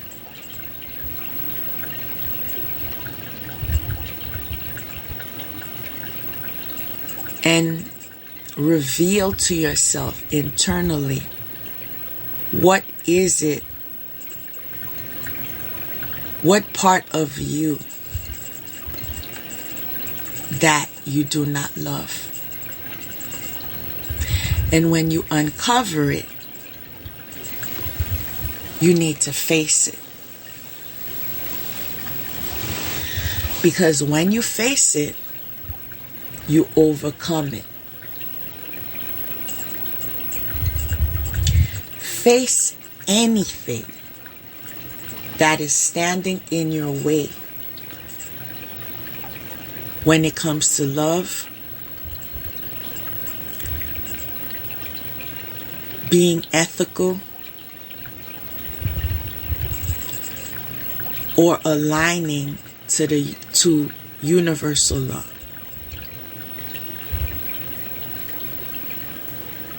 Remember, that is what empowers you towards manifestation. When you are in the energy of love, when you are in the energy of being ethical, when you are in the energy of universal law, aligning with universal law,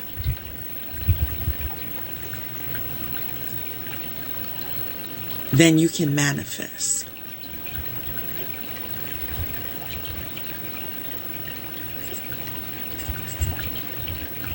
Now, I also want to include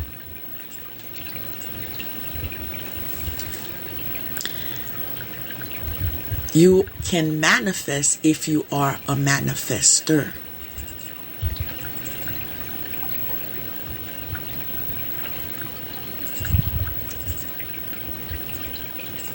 Some people may have a harder time at manifesting. And there's a reason for that. Believe me, there is. Because some people, they don't even have to open their mouth. I don't have to open my mouth. I just think about it. That's why I have to be very careful on what I entertain. This is why I take precaution in who I connect with, people. Sometimes you hating on somebody that's trying to protect you. You don't even realize it. You hating on someone that's trying to protect you.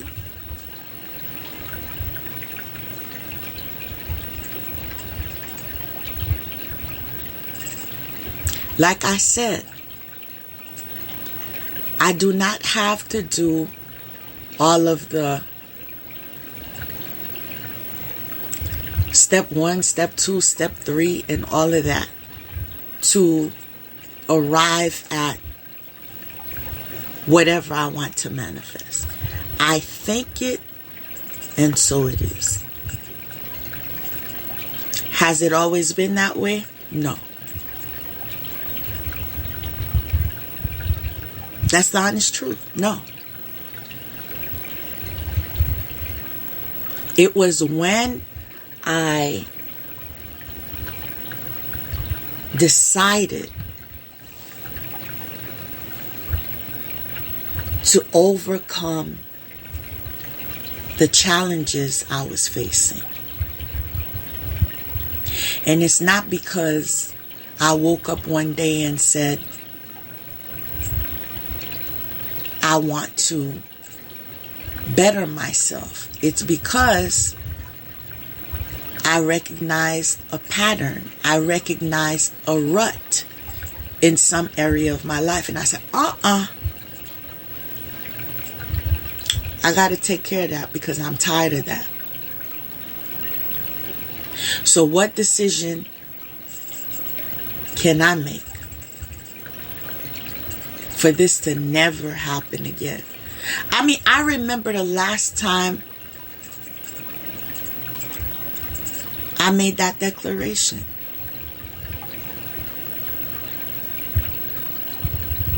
It was in 2019. I said, this is the last time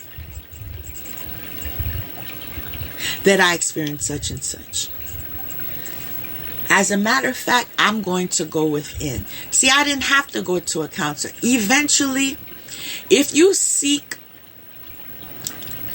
counseling or therapy or whatever, the goal is, and I'm telling you,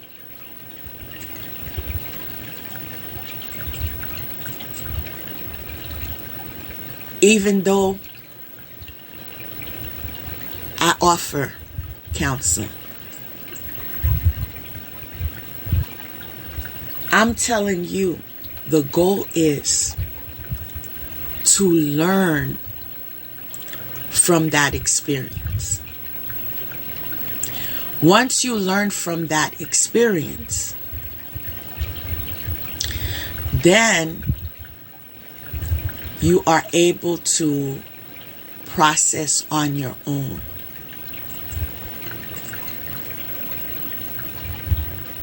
You know why I know that's true? I'm sharing some personal things with you right now.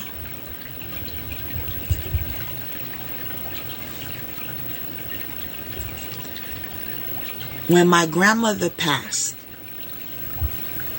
I had a very, very, very, very hard time. Because we were very close. So I told myself maybe I could benefit from going to counseling so I can express my grief and make peace with what happened. I can't make her come back, and I have to do something because it's affecting other areas of my life. When I love someone and they die,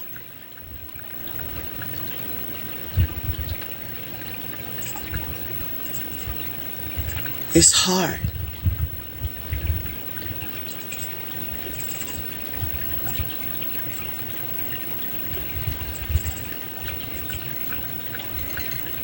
They take a part of me with them.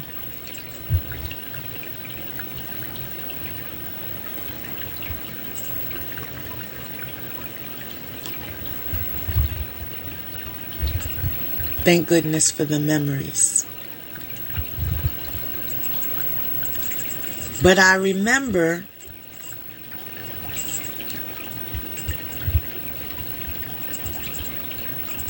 after having a couple of words with me and knowing my background and what I did for work and so forth, she said, "Why are you here?"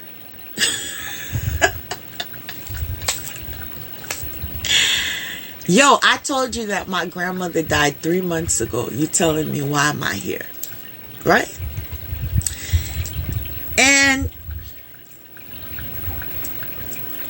I said, because I'm here for counseling. She said, I'm different from other counselors. I'm not going to keep you here to take your money. I speak the truth. If you need the help, you need the help. But if you don't need the help, you don't need the help. From the conversation that we just had,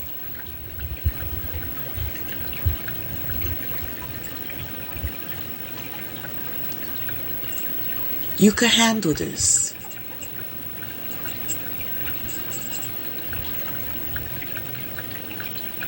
And I remember tears. Because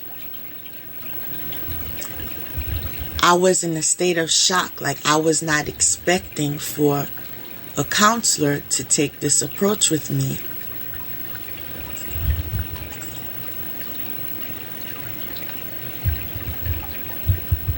And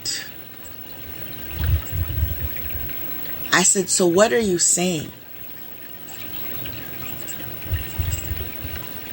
It's like I'm reliving that experience right now. It's like I see her face. We shared the same name too. She said, "I'm saying that I appreciate that you would think that I have the qualifications to help you. But what I'm saying is you could be behind this desk. So you don't have to come back next week."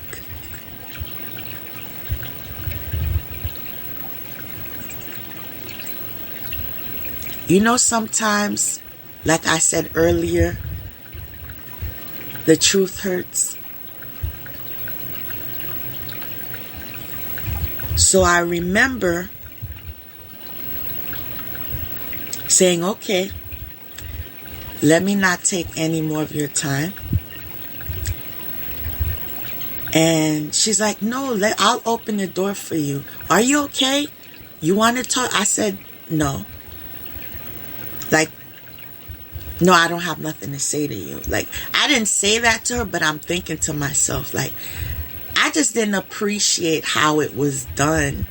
I felt maybe she could have been a little more gentler about it and say, you could come for a couple of weeks or whatever. I just felt somewhat rejected.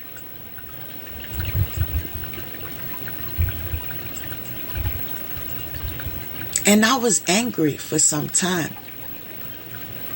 Because I said that should be a safe place. And look at what I experienced. And she didn't consider the fact that I said just 3 months ago that I lost my grandmother. But true enough, I had the background.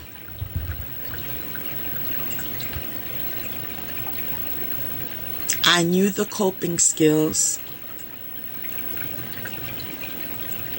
And what she said was, what you need to do is get out. Get out of your house. Connect with others. Do things you want to do. That's what is going to help you. And I eventually decided to take that approach.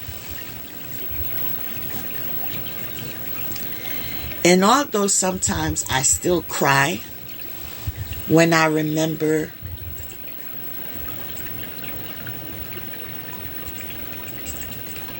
that my grandmother's gone,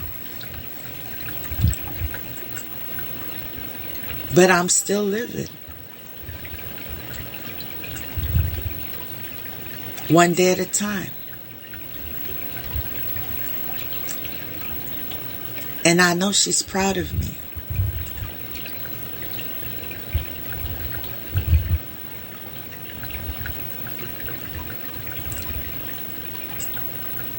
You know that someone loved you deeply, especially when out of everyone she could have blessed before she closed her eyes, she asked me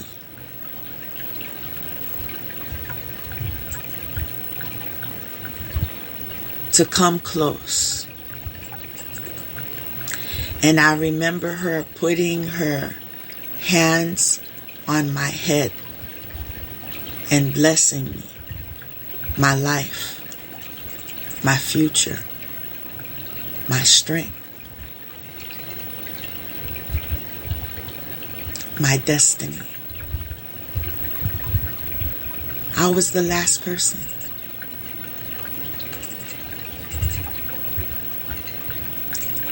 To be honest, first and last. I didn't see her do that for anyone else.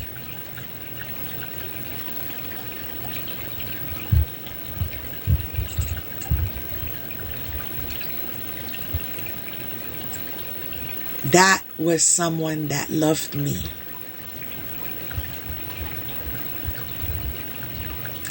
And so, when people don't understand why someone can let go and move on with their lives, it's because they know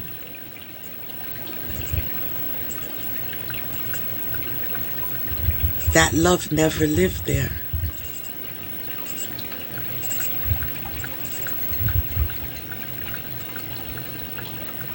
There's no recollection of love.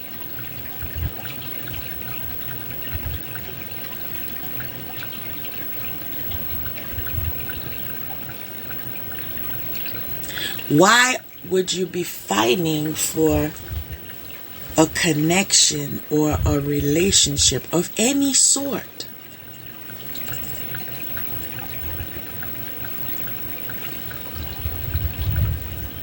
If love didn't live there.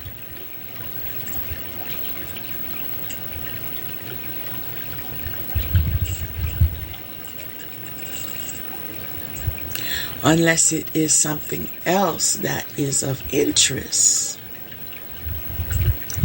You know what I'm saying?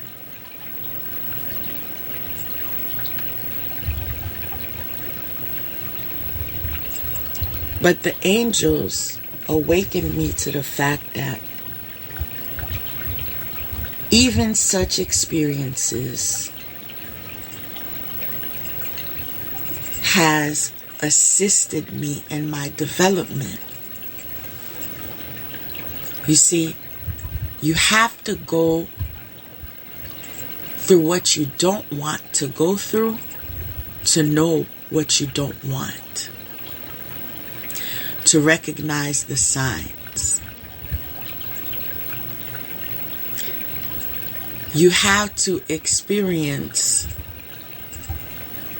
what you want to know what you want more of. And as much as men say that they have a hard time building a relationship with a woman who was abused in her previous relationship, or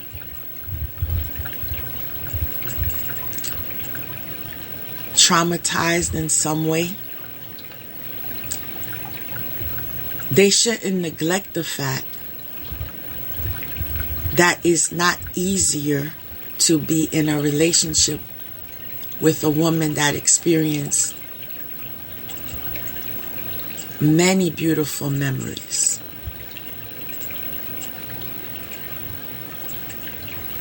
And then you come up short. Because they'll always be saying in their internally that so-and-so used to do this for me, so-and-so used to. They may never say it out loud to you. Ever.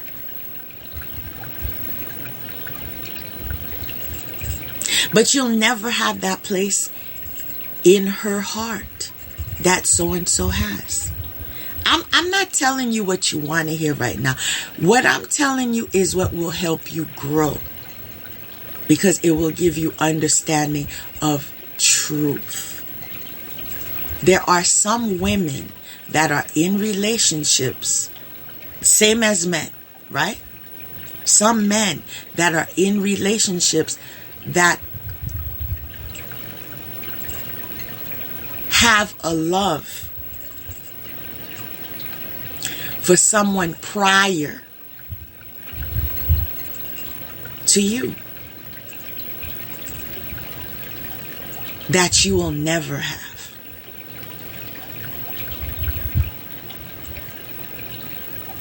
Doesn't matter how much spell work you invest in, how much competition you do, how much imitation you do. They will never love you like that. And this is why I embrace truth. I tell people, tell me the truth. Because when you tell me the truth, then I decide for myself if I want to settle for less. I remember I gave someone a shock of his life because he never, ever, ever heard a girl say, "Don't tell me I love you again."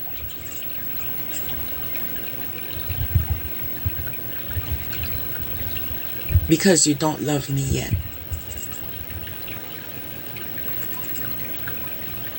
Don't use those words until you mean those words. And he was so shocked because he was like, "What? Girls want you to say I love you." And here I was, what? God, maybe 26, right? And that's how I felt about life. Don't lie to me. If you want to be friends, say you want to be friends. If you're no longer interested, say you're no longer interested. I welcome that. Because part of life is learning to detach.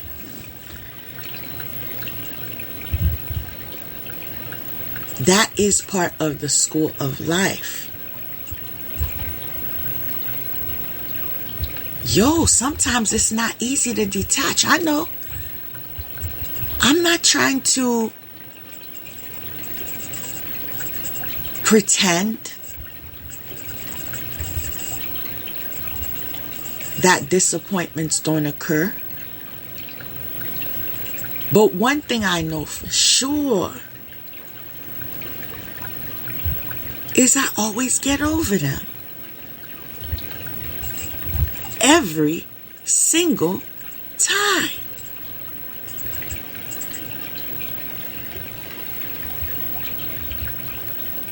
Unstoppable.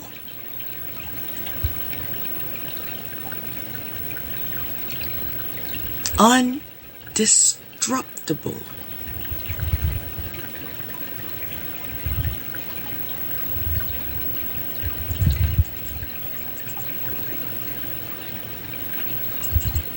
Know your strengths.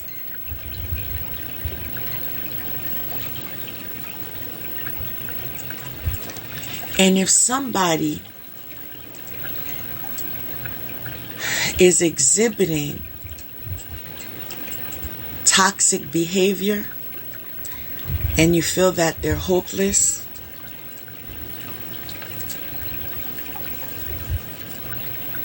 it's a 50-50 chance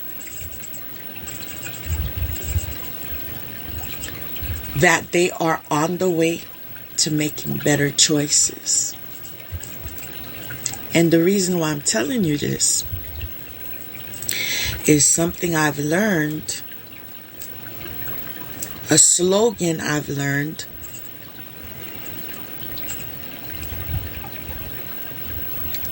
is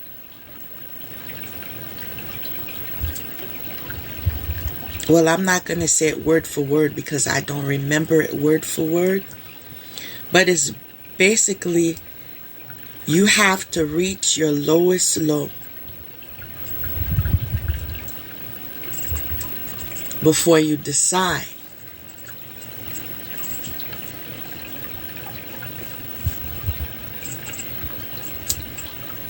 it's time.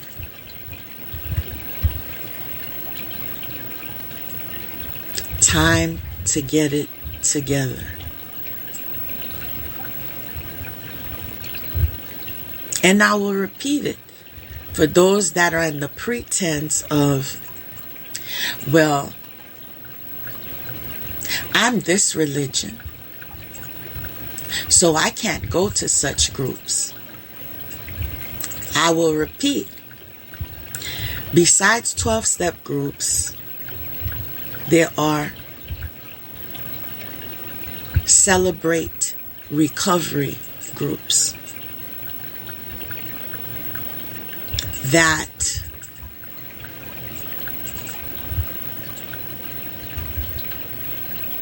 are very healing.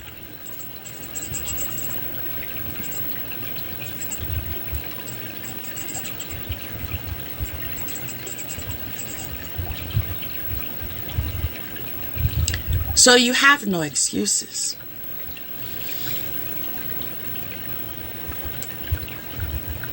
You make those decisions when you are ready to surround yourself with those that love you.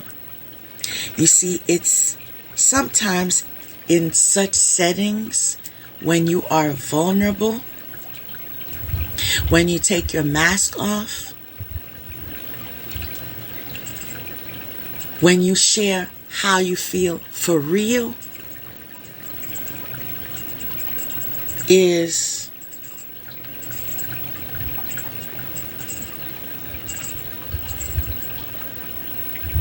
when you begin to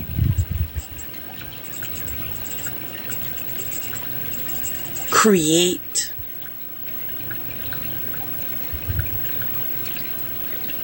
a family. Sometimes your family is not blood relatives. Sometimes your family are the friends that evolved into family members. I have friends that I love like sisters.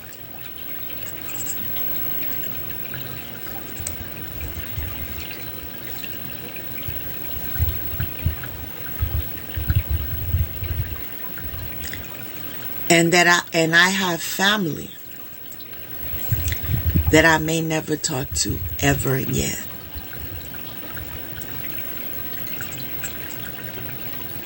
Not my doing.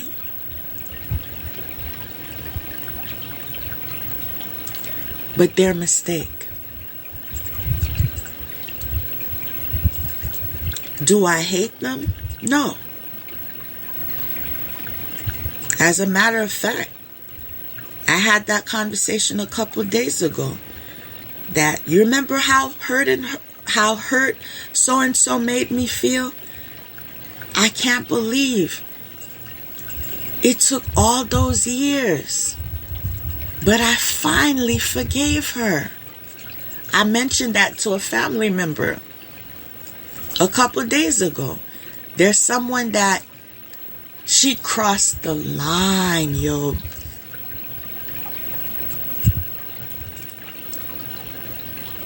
This is someone I thought I would have never spoken to, never forgiven, even in my afterlife. Like, she crossed the line. Especially when you know you would never do that to her. Mind you, you an elder.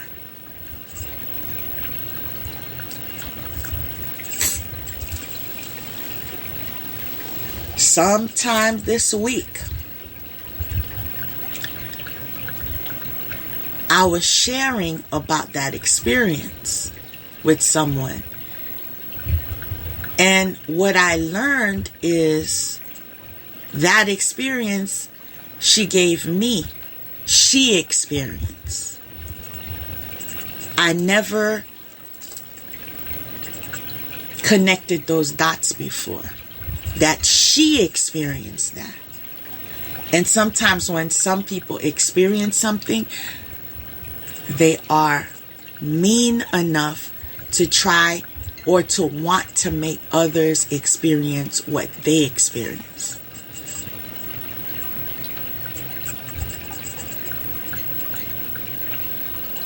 I don't have that in me.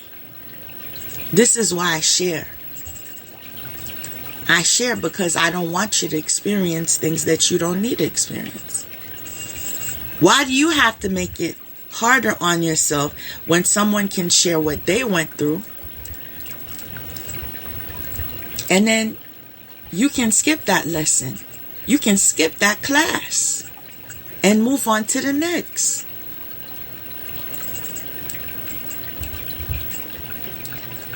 There are a lot of things that I've avoided in my life because of the fact I know what happened to so-and-so when she did that.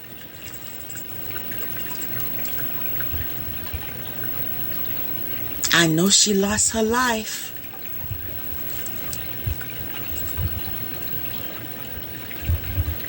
I know he was beating her up every day.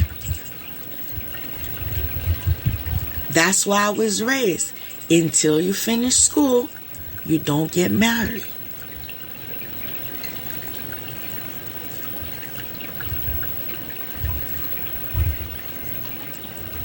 Even though sometimes rules are misunderstood.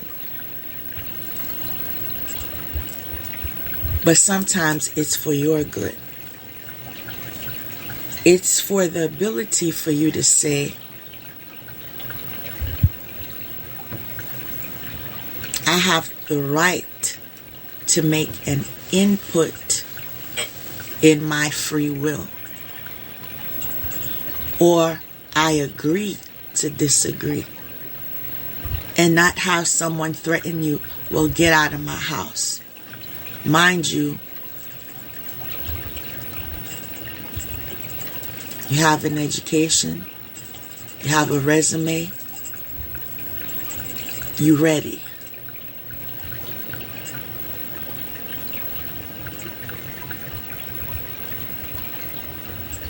This makes you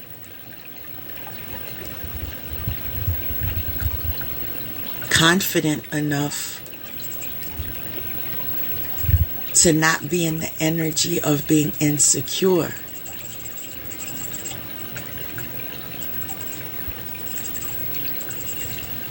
There has never been one time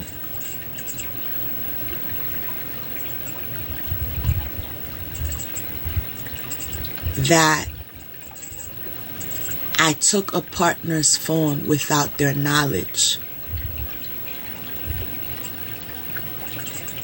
And I looked through the names, see if they were texting a girl. See, I've never done that in my life.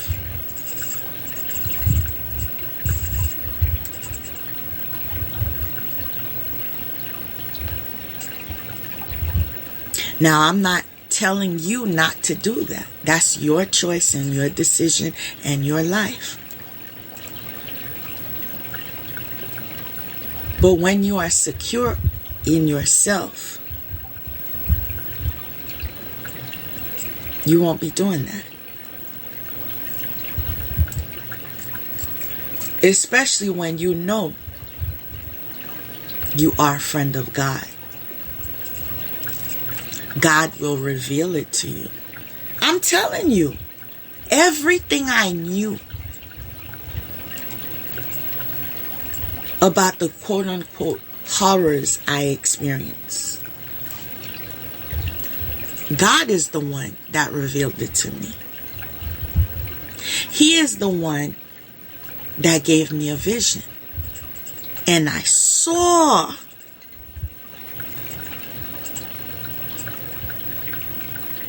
two people in action. I'm like, what is that? Why would I have a vision like that?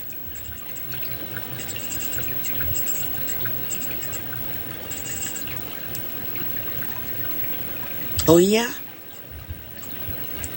So I get the vision again.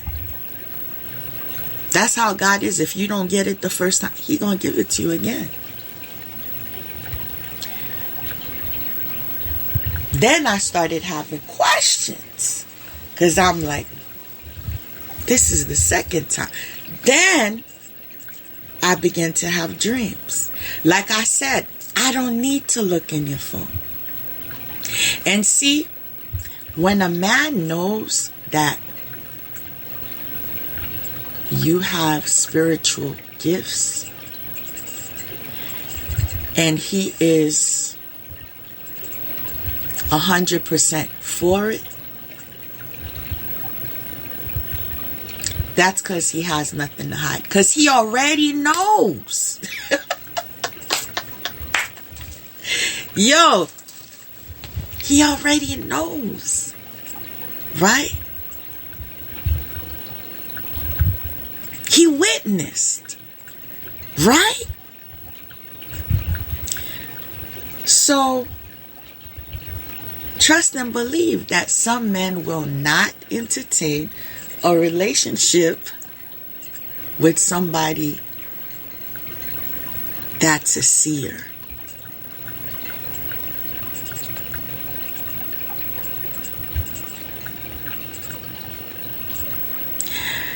This makes me laugh because I remember that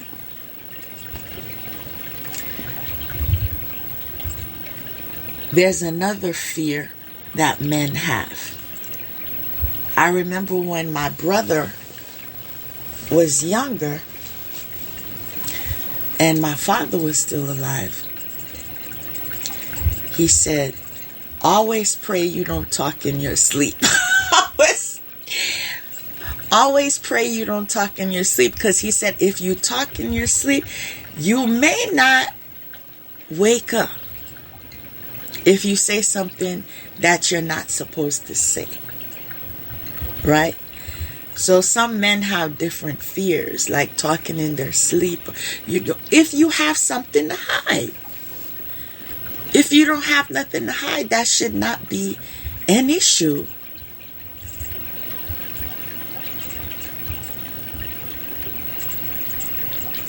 But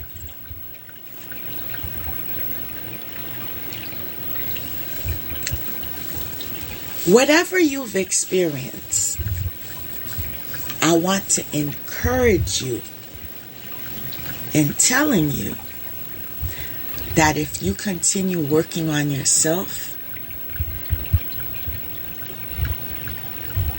facing those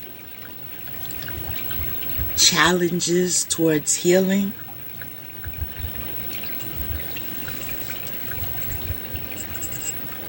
those of you that are kidding yourself right now and saying what challenges,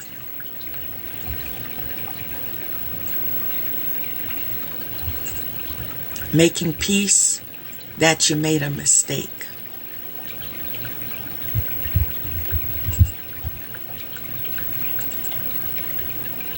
Never saying sorry because you say you don't believe in saying sorry because you meant what you did or what you said.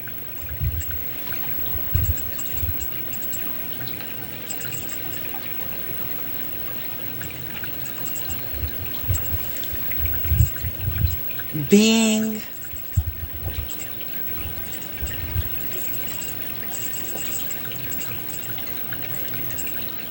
someone that practices favoritism, yet has the audacity to say God practices favoritism.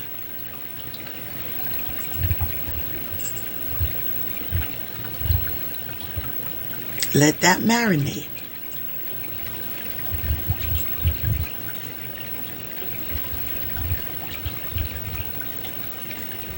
This is why we're all connected.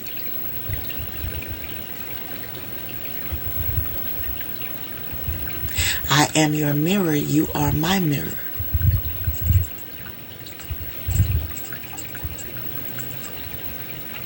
Sometimes you don't like someone because there's a strength they have that you always wanted to develop, but never was able to succeed at it.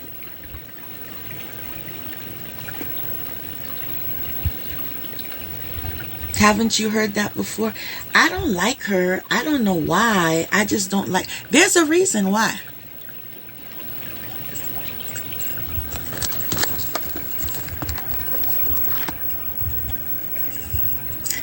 But are you willing to uncover it?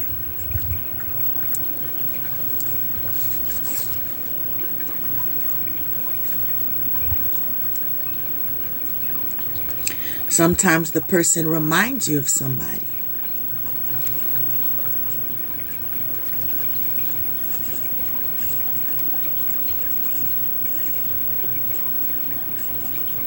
Sometimes you see a relationship someone has that you've never had. Sometimes you see the way somebody honors someone or puts you on a pedestal and you've never experienced that. There are many reasons why people don't like people.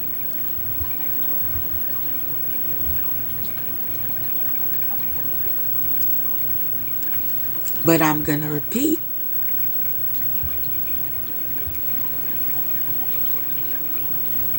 You can turn it around.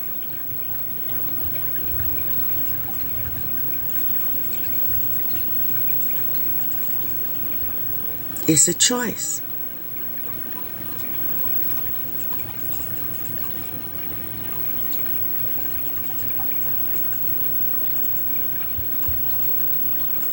We're near the closing, so I'm going to leave you with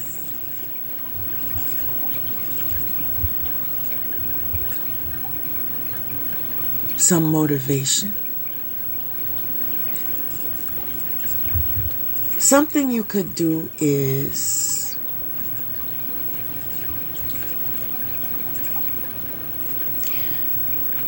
say affirmations in regards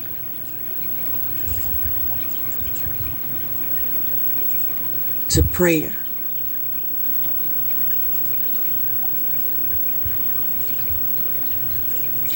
And what I mean by that,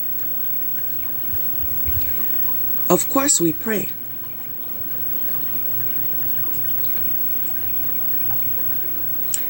But an example of an affirmation in regards to prayer is telling God you remember when He did this for you, when He did that for you, and you know He can do everything else for you. You believe, you have faith, you already know, you already claimed it. People, God has done so much for me.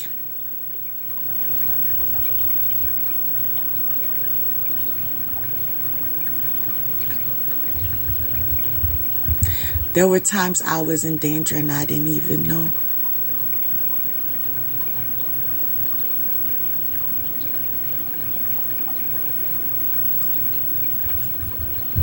If it wasn't for God, I promise you,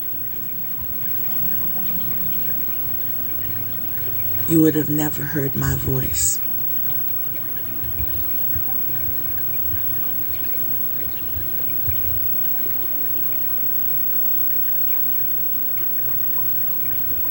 And I'm not even speaking just about certain experiences that I've had from the past couple of years. I'm talking about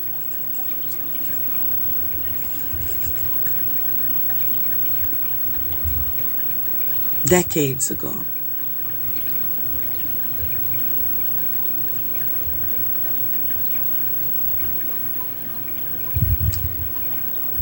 But God had a purpose for me.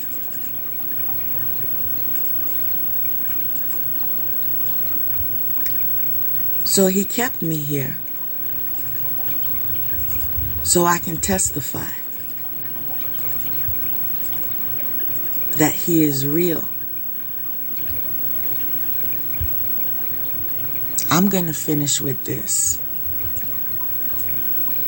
Something someone shared with me yesterday that made me have an observation. There was a woman driving on the highway with her son in the back seat, but he was in his car seat with seatbelt and everything. The car crashed, and the baby was ejected from the car. When the mom finally got removed from her car, she was crying, "Where's my baby? I don't see my baby. Where's my baby?" She's looking everywhere. Everyone's trying to find a body somewhere.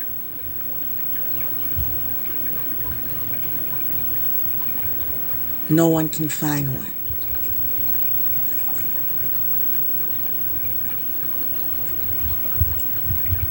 But beneath that highway were some trees. This is a true story I'm telling you.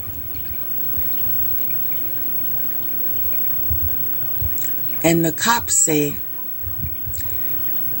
maybe the baby is on the floor and we can't see the baby because of the trees and the branches and everything. So they go beneath in that area.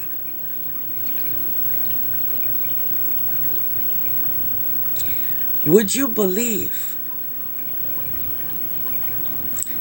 they found that baby in his car seat, alive, on a tree branch?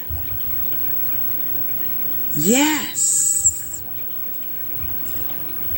I said alive, between the tree branches. Now, if that doesn't say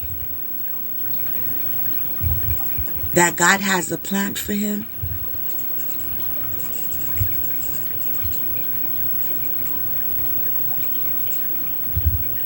what more does it take?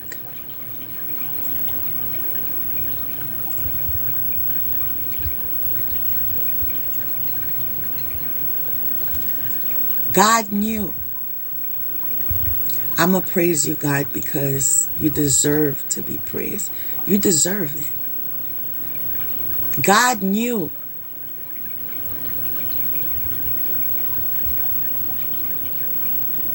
how I would be used as a vessel, a messenger, a teacher, a counselor, an artist,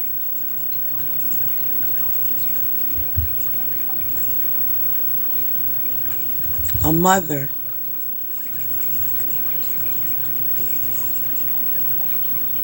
a volunteer,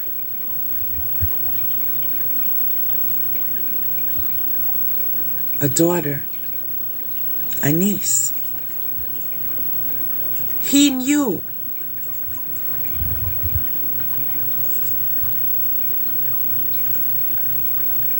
what I would be doing for him.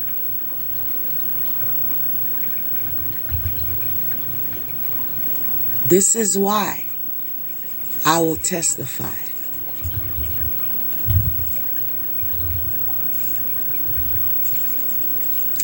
An outpatient procedure is something that you do and you go home the same day. Well, I went to do one and found myself in a coma.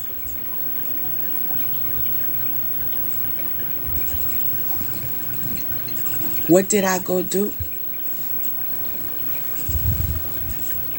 Remove my tonsils. Some people have to get their tonsils removed. And I believe that it was a Friday, so I was going to have the outpatient procedure, and I gave myself some time to relax, so I already called in sick for that Monday, so I would have a couple of days to just rest. I thought I had everything planned, figured out, and everything. And when I was on the operating table, after they gave me the anesthesia, I was still fidgeting and moving, right? So in their belief, I didn't have enough anesthesia. So they continued to give me more anesthesia and more anesthesia and more anesthesia. Mind you, I wasn't fidgeting for the anesthesia. I was fidgeting because the tube that they put in your throat with the oxygen twisted. That never happens. Mine twisted, which means I was not getting any oxygen. So I slept for a couple of days. As a matter of fact, the day that they were going to send me to a nursing home in my 20s,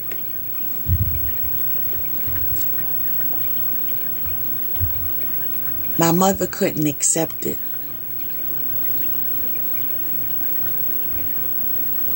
And